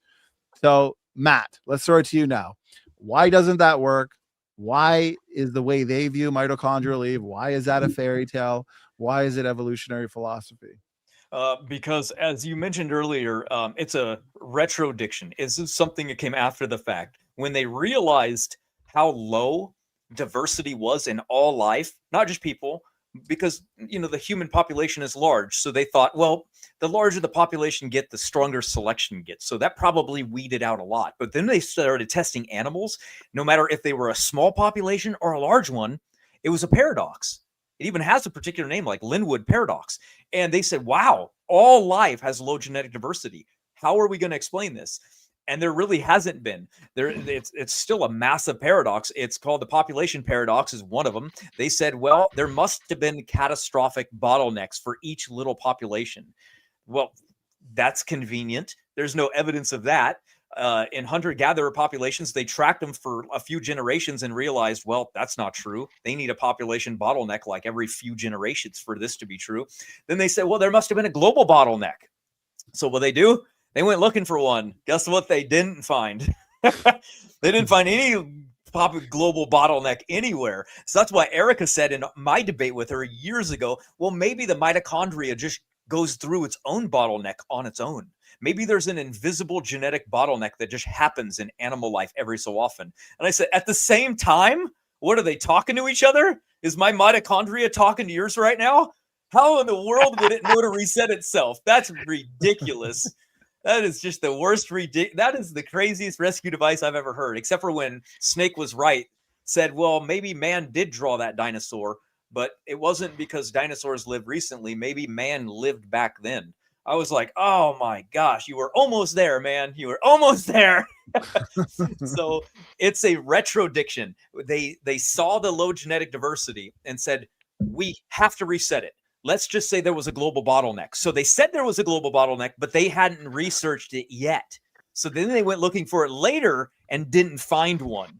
That's the reality of everything. There is no global bottleneck 200,000 years ago. And they couldn't find one, especially one big enough to kill all life. Well, here's what absolutely demolishes their out of Africa model. This is what demolishes their appeal to coalescence. Coalescence for mitochondrial DNA. What that means is we're tracing everyone's mitochondrial DNA backward in time until all of your different family lines of mitochondrial DNA meet at one woman. Okay. That's coalescence, making that happen, determining that by looking at alleles and tracing them back to a common origin. And so evolutionists will say mathematically that was a guarantee. No, it wasn't. Okay. Think about this. In their history, you have two out of Africas. You have Erectus living on the globe. Did they say Homo erectus, upright man? He's the most successful human being, the most successful human that's ever lived, even more successful than us. Homo erectus thrived for 2 million years. I mean, that's crazy. Where's all their bones is the question I have. Anyway, so it's said to explain, because this was kind of confusing. This was a challenge. Homo sapiens leaves Africa, right, Brian? Who do they find? Oh, Neanderthals. Oh, you've got Heidelbergensis, Denisovans. You got all these other people groups. You got Homo floresiensis, the hobbit, on the island of Flores. Homo naledi. You got all these other human types living at the same time. Kind of confusing for evolutionists. So what's interesting about the one mitochondrial DNA line, think about it. Erectus is said to leave Africa and then evolve independently into these other Homo species. But then Erectus also stays in Africa, eventually evolves into Homo sapiens. But what's happening during all this time? You're accumulating DNA differences and mutations and diversity in all of these different Homo species. Neanderthals, Denisovans, Heidelbergensis, Erectus. We know there's interbreeding. We know there's gene flow. We have genes from Neanderthals. We know that we were interbreeding with them. Okay.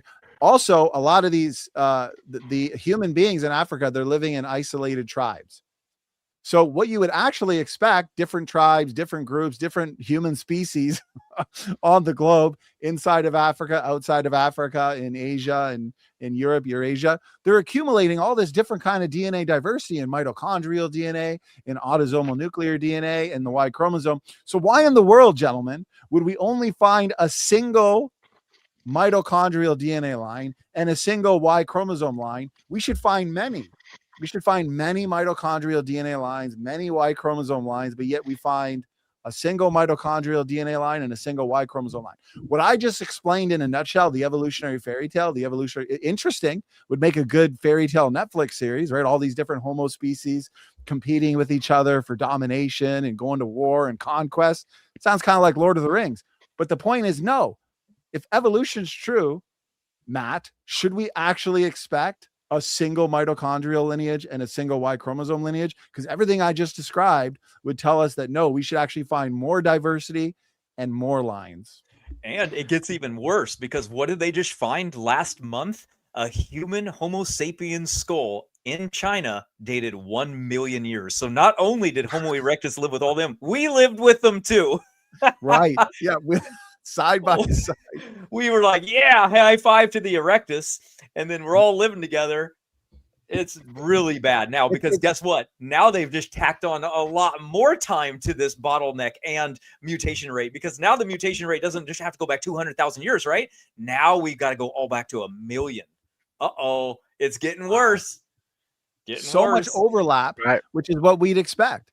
This is like Lord of the Rings, Middle Earth, where you've got the hobbits sharing the same world, right? Elves. Hobbits, the elves, the trolls, the dwarves, the world of men, you know, the orcs, just all so that's the evolutionary story. Now that we know there's all this overlap, you don't have this linear progressive series of ape-like creatures to man. You actually have all these different, according to them, Homo species. We'd say they're all one kind, one species, where you've got Heidelbergensis, Floresiensis, Naledi, Denisovans, Neanderthals, Homos, all living at the same time, sharing the globe together. Right. Overlap is what we'd expect in the Outer Babel model. And it's too bad that they don't test Homo erectus, because they just, they're too old. So they just threw in their evolutionary philosophy into the science, because one day they're going to test them and they're going to realize, they didn't live for 2 million years, because their diversity is going to be low too one day. Somebody out there, hopefully a creationist, will be like, that's a great idea. I got the lab, like Dr. Jensen, right? Grab a Homo erectus and grab their mutation accumulation. Let's see how many they have fixed.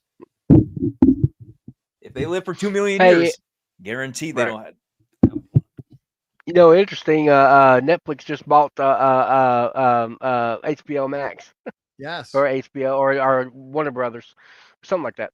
So if you're a DC Comics fan, we're hoping that they restore the Snyderverse, get some more. There's some rumor of that. Yeah. Fingers crossed. But yeah, right. But maybe they'll have evolution on there. Yeah, right. It'd make a good series. You know, they could call it, Middle Earth, and we can see how all these different human species interacted with each other, and how did we actually get Neanderthal genes? Was this something a little more scary and evil, or was there cooperation with these groups? Like, what was really going on? So maybe they can put that into a cool Netflix series for us called Hominin Conquest or something. Hey, I've got a question here. What are your thoughts on the mitochondrial DNA phylogenetic trees commonly shown in evolutionary literature? Are they inherently biased?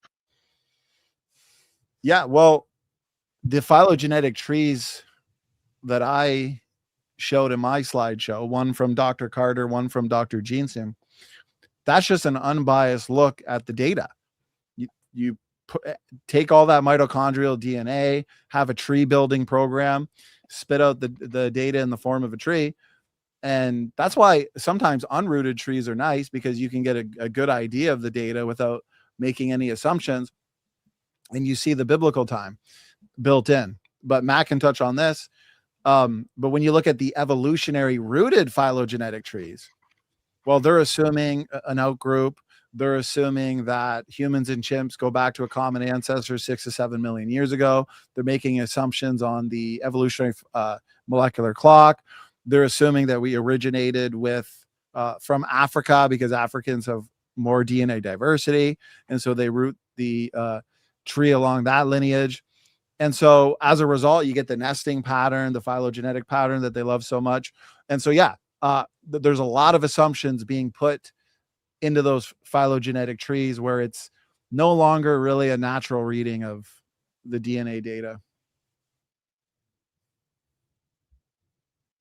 All right. Matt, did you want to comment? Sure. Yeah. I mean, I think what happens is there's always a mindset of somebody going into the data, and you're going to read it and interpret it how your worldview is. If you're only ever taught evolution like we were, you're only going to believe evolution. It's not until you learn contradictory evidence that you go, oh, maybe it's not a paradox anymore. Maybe there's a better answer. And the answers are better because think about it. The L, M, and M haplogroups, how many mutation differences did Donny say there were? Not many, right? So are you telling me there was no genetic diversity from creation to the flood to account for such a small amount of diversity? Of course there was. So those wives were on the ark. They had that little bit of diversity. It's really that easy. It's so simple. Right. What would you say is the biggest misunderstanding critics have about the young Earth interpretation of Mitochondrial Eve? What is the biggest straw man that you've heard, Donny or Matt, that these critics make on the Mitochondrial Eve that's just like misrepresents what we think? The Google great search, question. 200,000. Right. We literally thought the exact same thing. They don't understand that we know what we're talking about. We know that if you Google, when did mitochondrial Eve live? Yes, we get it. It's going to say 200,000 years, but why do they believe that? Why is it telling you 200,000 years? They also, well, here's the thing. Most evolutionists are actually not informed enough. You can watch our last couple debates on this issue anyways. And so that's basically the straw man right there. When you get more informed evolutionists, let's say Dr. Dan Stern Cardinal, well, then they're essentially straw manning us on purifying selection, as Matt pointed out, right? They're misunderstanding the nature or relationship between the mutation rate and the fixation rate. They're misunderstanding the biblical model in terms of the pre-flood world, that we have all these overlapping generations. People are living hundreds of years. So a kid can live with his great grandparents, which is going to have an effect on the root of a mitochondrial DNA phylogenetic tree. We're going to have to read those nodes differently with that understanding. And one other thing, and then Matt, if you had anything you wanted to add, people like men living to an old age and having kids at an old age, that means they're going to pass on more mutations because man is accumulating more mutations as time goes on in reproductive cells as well.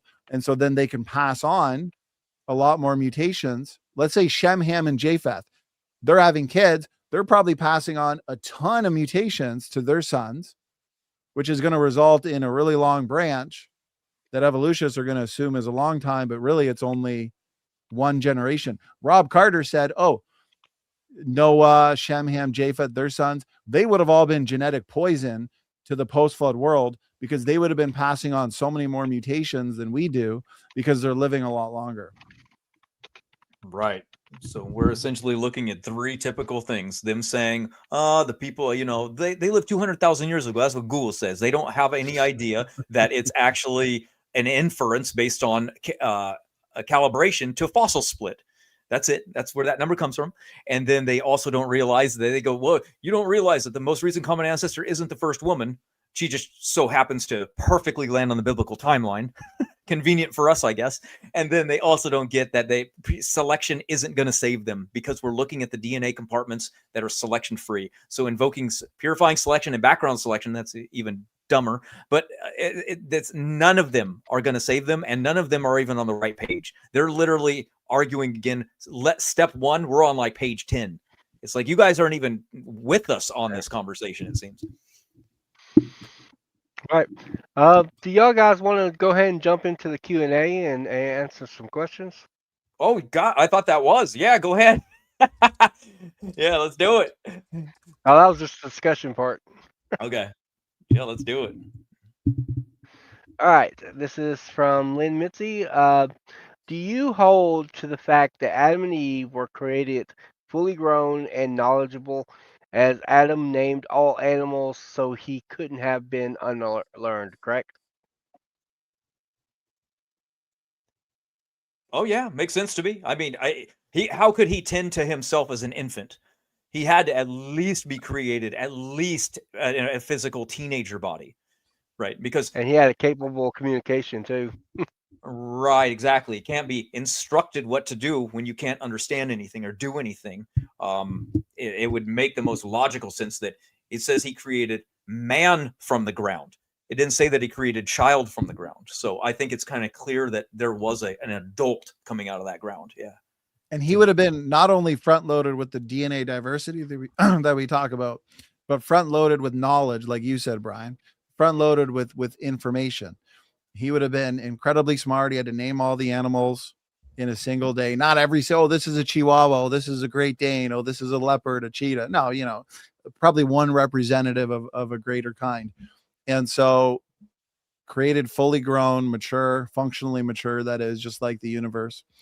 And that's what's interesting. Dr. Jason Lau made the point in one of his formal debates with Dr. Hugh Ross that if scientists were to come and analyze Adam right after he was created, they'd conclude two different things. Think about it. If they were to measure him, oh, look at his height, look at his weight, look at his hair.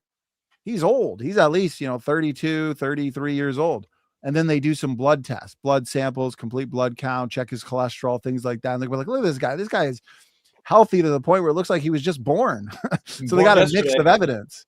But yet today in the universe, isn't that what we find? Evolutionists love to look to distant starlight and dating methods and meteorites that are dating at billions of years old. But then we point to C14 in diamonds, helium and zircon crystals, short period comets, decaying magnetic field. So it kind of seems like there's a mix, right? Just like with Adam. And what does that suggest? That suggests a universe that's functionally mature, created functionally mature.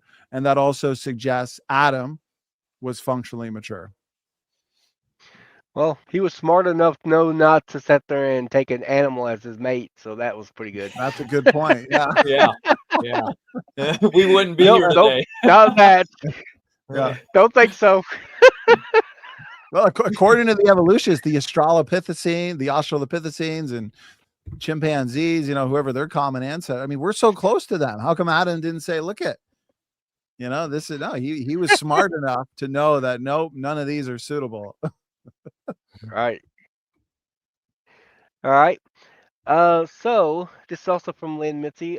So there was no death before the fall, as God said, it is good, very good.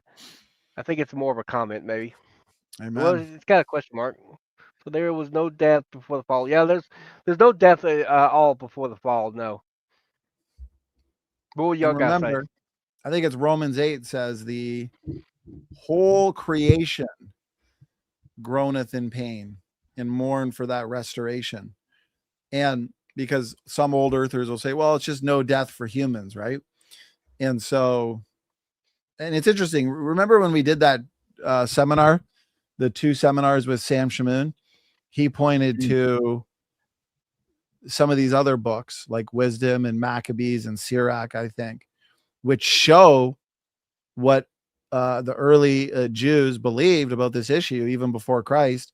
And in those books, they're even describing no death before the fall, and death is not part of God's creation. It's of the devil, and so on and so forth. Do you remember that, Matt? He was making some points showing that even before Christ, this is what the Jews were. Because whether you take those as canonical books, right, as non-Catholics, we wouldn't view the Apocrypha as canon.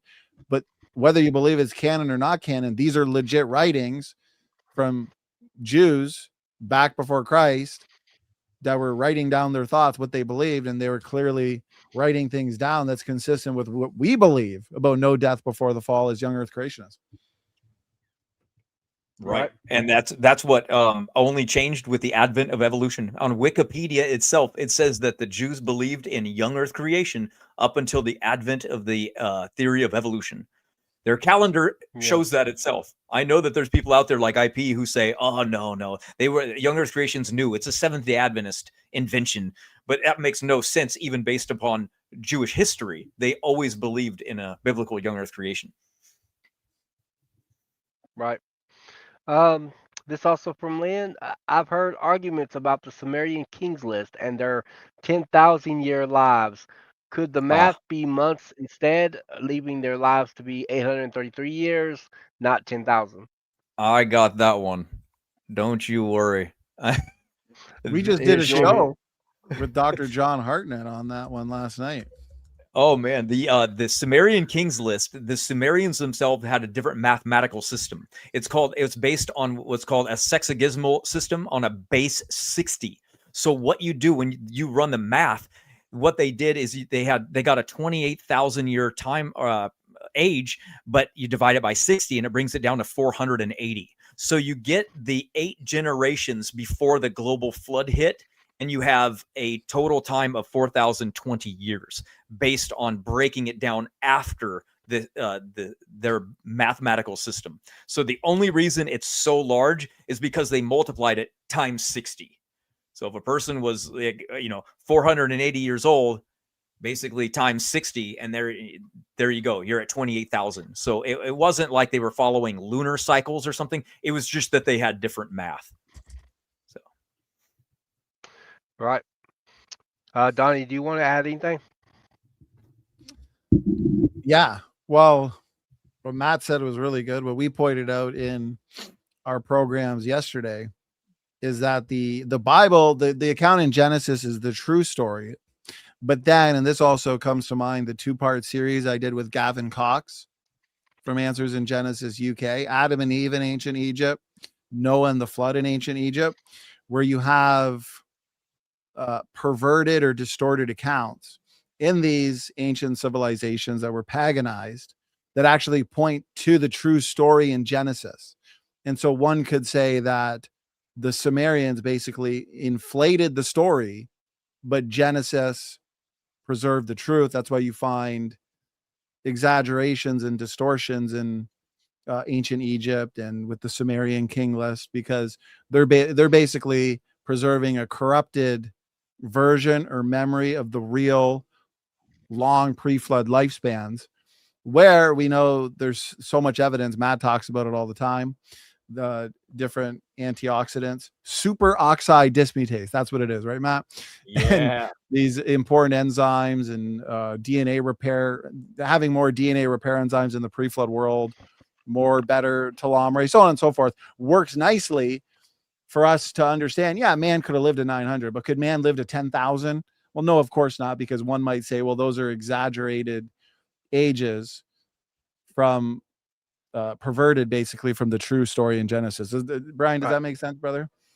Yes, I want to add something to that as well. Like you said, there are clear distortions in that, but at the same time, there's probably kind of a kernel of historical truth, because one of the things that I found interesting is that the King's List would break off into a global flood, and before Yeah. that, they had phenomenal rains, right? Because so obviously they had to live for a pretty long time, and then all of a sudden it starts shortening a lot That's a good point. Yeah. following the flood.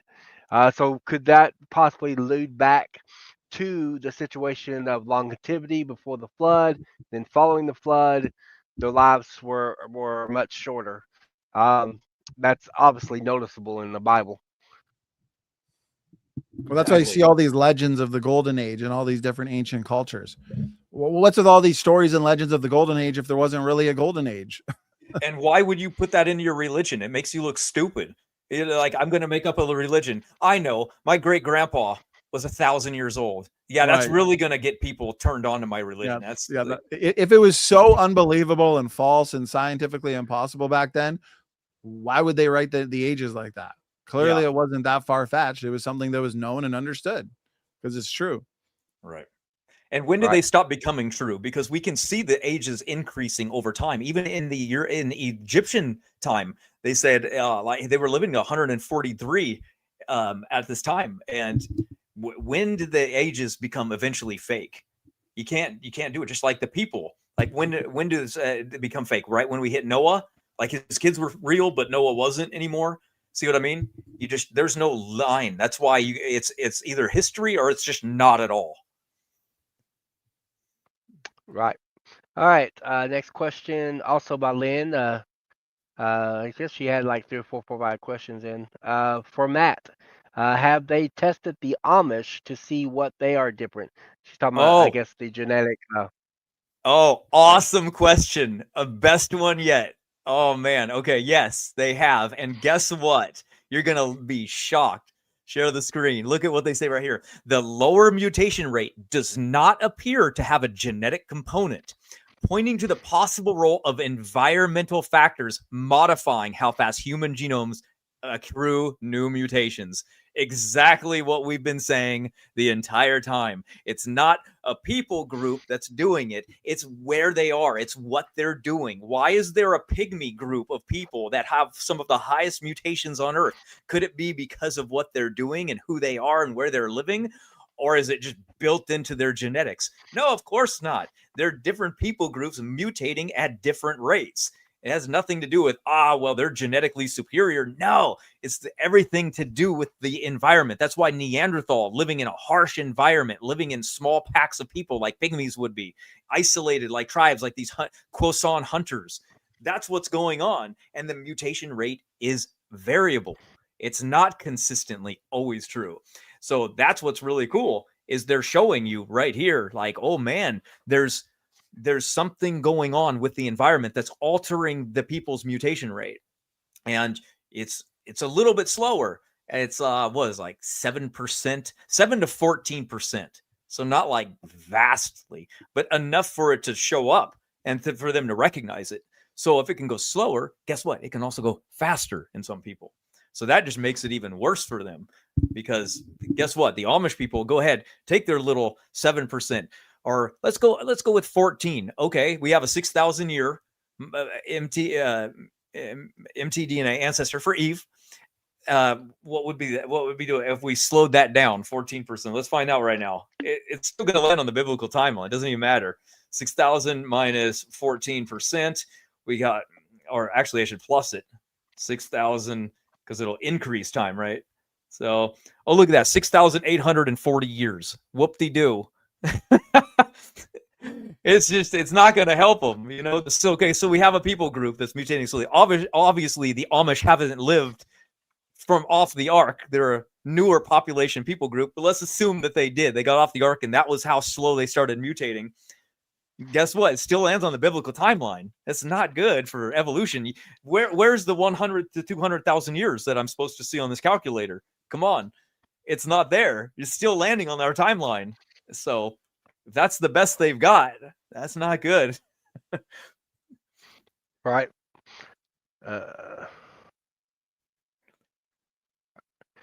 Donny, do you want to add anything? Nope. Matt gets an A+. I'm happy with that. Oh, look at that new question. Question for Donny and Matt. Is there currently testable predictions that we can come up with based on these young Earth mtDNA data? I mean, what more can we expect? Yeah, no, Nathaniel Jensen has did an open challenge to anybody. Remember in his debate with Fatima or whatever? Who was he debating? That PhD biologist? Herman Mays? Herman, no. The other one from BioLogos. Or no. Oh, who? Are you talking about Nathaniel Jensen and Venema? Dennis Yes, Venema? Venema. Yeah. That was it. Yeah. He actually challenged him outright. He said, go ahead and pick any animal you want. Make your prediction on what its mutation rate is going to be based on evolution. I'm going to make my prediction based on the young Earth creation timeline. We'll see who's right. I'll run our laboratory. We'll go as deep as a pedigree you want. Guess what? He said, actually, that's a really good prediction. And no one has taken him up on it. So what does that tell you about the confidence of evolution and their view of these pedigree mutation rates? I mean, right there is basically one big confirmation. Right there is one big confirmed prediction, isn't it? Yeah. Showing how all of history lines up from Dr. Jensen, lines up with Y chromosome mutation rates and mitochondrial DNA mutation rates. I would predict that we're going to find more and more data that all these different processes like environment and radiation and errors in DNA repair enzymes lead to higher mutation accumulation, more evidence for example, ancient DNA, why it has more mutations is due to hypermutation. Rare variants will continue appearing too young, for the old time scale. Haplogroups will continue matching post-flood migrations. More connections that I haven't read Dr. Jeanson's in its entirety his newer book on the Americas, but those kinds of predictions, I believe over time are just going to keep lining up more and more where we fit all of history beautifully into the biblical timeline. Hey, evolutionists often sit there and try to claim that young Earth creationists never make predictions. Like you hear a lot of times, you hear Erica saying this, other evolutionists have said this, and I've seen countless number of predictions that young Earth scientists have actually made on the basis of young Earth model, and yet they still argue that we don't ever make predictions. What is y'all's response on that on critics who think that we never make any scientific predictions and stuff? Obviously, it's false, but you know, I'm sure you guys have encountered evolutionists who think that. Yeah, the first thing I say is, great, you just proved to me you don't know anything about the model. That's great. Okay, so you're arguing against something you know nothing about. Bravo. Good job. So that's mine. I say I love it. I love when they say that. I like to put the ball in their court and ask them, can you name me a single young Earth creationist prediction? Because we know there's just so many. I mean, we could literally do a 2-hour show on creationist predictions. Dr. Andrew Snelling has made it. What's that? How many have we come up with? Me and you alone. Yeah. 20? Right. Yeah. The endogenous retrovirus handbook, the young Earth creation model, dozens of predictions.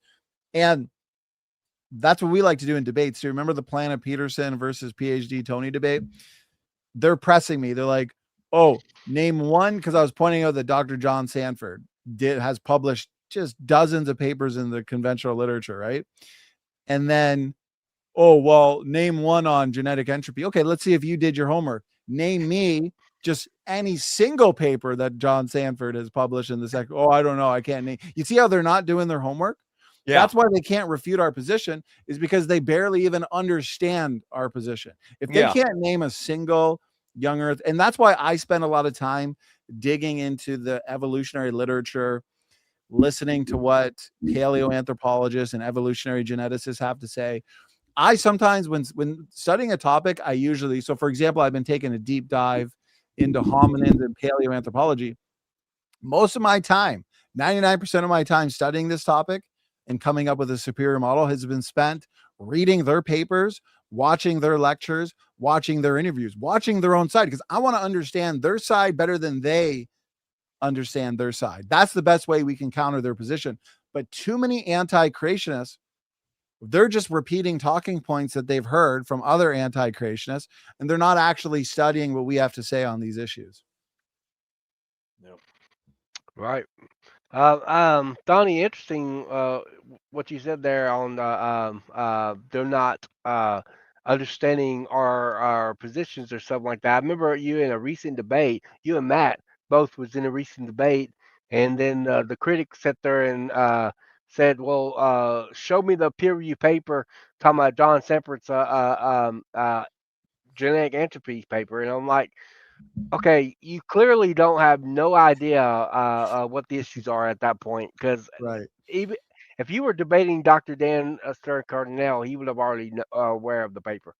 Right. He would have known the H1N1 paper, right? The one of those famous papers that have been published. But these guys didn't even know the basics. And I'm just like, why am I going to do my homework? Why am I going to do your homework for you? They got to put in the work. Yeah. All right. Trying to think. I've got some questions here as well that I put in the chat. I'm trying to. Yeah, you're right. Look at that comment. Ancient cultures used biblical names and figures to name their cities. What are the odds of that? Yeah, what was Egypt called? Mizraim or Mizria? It's like one of Noah's grandchildren named after him. So pretty funny. You're Yeah. right. All yeah, they found all 16 cities of all 16 of Noah's grandsons. Or what are the odds of that? It's all an echo of the true story, the true account of the history of the universe, the history of mankind, the history of civilization. We find echoes of Genesis everywhere we look. Okay. Yeah, I'm not sure if y'all already answered this. What is the most common criticisms you've heard against these pedigree studies? The studies that Uh, you presented, Matt. the people that don't know even what they are, they just say it's selections, just removing them, and maybe your pedigrees are too shallow. They don't know that selection can't affect it, and the pedigrees aren't shallow. So next, that's it. It's the same thing. There's nothing new. They've been saying it for years. It's just I ignore it because I'm waiting for them to bring it up in a debate to smash them. But apparently they're too dumb to even realize that that's even an argument. So they just don't even bring it up even in a debate. Well, and here's a secret. We like that even the best they have to offer, like your Dr. Dodgeball, Dan Stern, Cardinals of the world, we love that they hand wave and dodge all our arguments and responses, because we really look forward to, when we're doing these debates on Modern Day Debate or my channel, Matt, as you know, we discuss behind the scenes, we're hoping that they bring up the Dan Stern, Cardinal, the Gutsick Gibbon arguments, because we know that they don't have responses to our responses. That's Right. why all they can do is just repeat now. So we're just hoping that these guys bring up those arguments so we can dismantle them in real time. And as a result, we're also dismantling people like Dan Stern, Cardinal, because those arguments originated from them, right? Yeah, exactly. And that's the best they've got. Erica brought him in because she didn't know anything about genetics, and he's the best they've got. And he can't, there's no answer to these things. If he can't answer this, which we know he can't, then what hope do the cheerleaders and those that debate us in the debate Coliseum or over on Modern Day Debate? We got another one coming up in January. What hope do they have? They got no hope. That's it. All right, from the YC perspective, what is the strongest evidence that mitochondrial DNA diversity points to a recent origin of humanity? Oh man. Again, the D loop region of these pedigree studies that have been coming out decade after decade. The D loop region and the hypervariable regions are functionally neutral, and the mutation rate equals the fixation rate. So they, in themselves, are the best answer to determining the history of humanity. And then we tap that into all of the other things to see if it ties into genealogies, if it ties into genealogical rates, if it ties into population growth rates, does it tie into the population spread of SNVs? And if everything points to the same timeline, then we're pretty confident that those mutation rates are accurate, and they're the strongest evidence for the diversity. Right. Donnie, did you have any comments on that before we move on? Matt did a good job. All right. Can you explain the difference between the measured mutation rate in mitochondrial DNA versus the evolutionary calibrated mutation rate that critics often use? Matt? Sure. The difference is one is so slow that we've never ever observed it in an actual study. So the rate that evolution needs doesn't exist. What we observe is too fast, even in the protein, even in the coding region. So if the coding region is the slowest they've got and it's too fast, what hope do they have when they get to the good regions? They don't. That's why they hate them and they ignore them. The critics. And remember when they say, oh, in response as a form of a counter to the observed mutation rates, how they're fast, way too fast for evolution to be true. And so they refer to their evolutionary rate. Oh, but the long-term substitution rate or the fixation rate. Wait a minute, guys. The per generation rate equals or approximates the fixation rate. So that doesn't help them either. Them appealing, well, because what they're really appealing to, as Matt nailed it perfectly, Matt Nailor nailed it perfectly, that their rate, quote unquote rate, it's invented. It doesn't exist. It's not real. It's just as real as Mickey Mouse. Yeah, exactly. Or They're inventing Pikachu. these things. They're calibrating it. That's it. It's just it's made up. It's sad, really. Right. All right. We're uh, wrapping it up now at this point. Do y'all have any maybe a conclusion or final thoughts to leave everyone with regarding this matter and and everything that we discussed today? Sure. Yeah, yeah, yeah. If you guys remember, Christmas is coming up. We got some books over here. I got the Quest for Noah, little tiny thing, but they're super cheap. I go through it a lot in there about how these mutation rates line up with what we see in known history. And it's a physical book, so they'll make good little gifts, pretty cheap too. They're like, I have a black and white version if you really want the cheap version. And they're great because they show the history of humanity and how everything correlates. And when there's that much, parsimony between different branches of science all confirming the same thing, science deals in p-value, right? So statistical probability. What are the odds that everything converges on these rates? It's highly improbable that the other rate is true, the evolutionary one, when everything else contradicts it. So that's it. I want to remind everybody, you might not know the technical details. You might not know the exact base pairs of this. None of that really matters because all you have to do is say the rates land on the biblical timeline and nothing can slow them down and change that. So you've got it in the bag. It's really that simple. And it's in all animal life too. Don't forget that. That's huge. I can see if it's just humans and animals looked really old, but they don't. It all correlates. Humans, animals, the biological world. They all converge on one conclusion. Separate ancestry is true. You can trust the Bible. So here's a couple books I would recommend. Christmas Around the Corner, Special Creation. This is a large book like Matt's Young Earth Creation model book. There's a lot packed in here. Neanderthals, genetic evidence for Adam and Eve, genetic entropy, ERVs, so chromosome 2 fusion. So if you want one book that just covers all the best lines of evidence for evolution, demolishes them, this is it. This also makes a case for special creation. I really need to update. I've been working on for a while. I want to publish a newer book that's more updated because a lot of what we presented tonight, Matt, as you know, has to do with a lot of the model building we've been doing. So I actually want to get all that into a new book called The Case for Special Creation. I have the Endogenous Retrovirus Handbook updated and expanded. This is the non-updated and expanded version. My updated one's upstairs, but you can find that one where all of the extra appendices that I've added has to do. We'll give you the details on years of model building on ERVs. All of the everything I've done in terms of the active research project there. So I'd recommend that. And if you like theology and eschatology, I'd recommend End Times Revealed. Goes into quite a bit there on what's to come. And so the last words I would say is believe the Bible. We started off the program almost 4 hours ago by setting the foundation. What does the Bible say? The Bible clearly says that God created two people, one man, one woman. Adam, the first man, Eve, the mother of all living.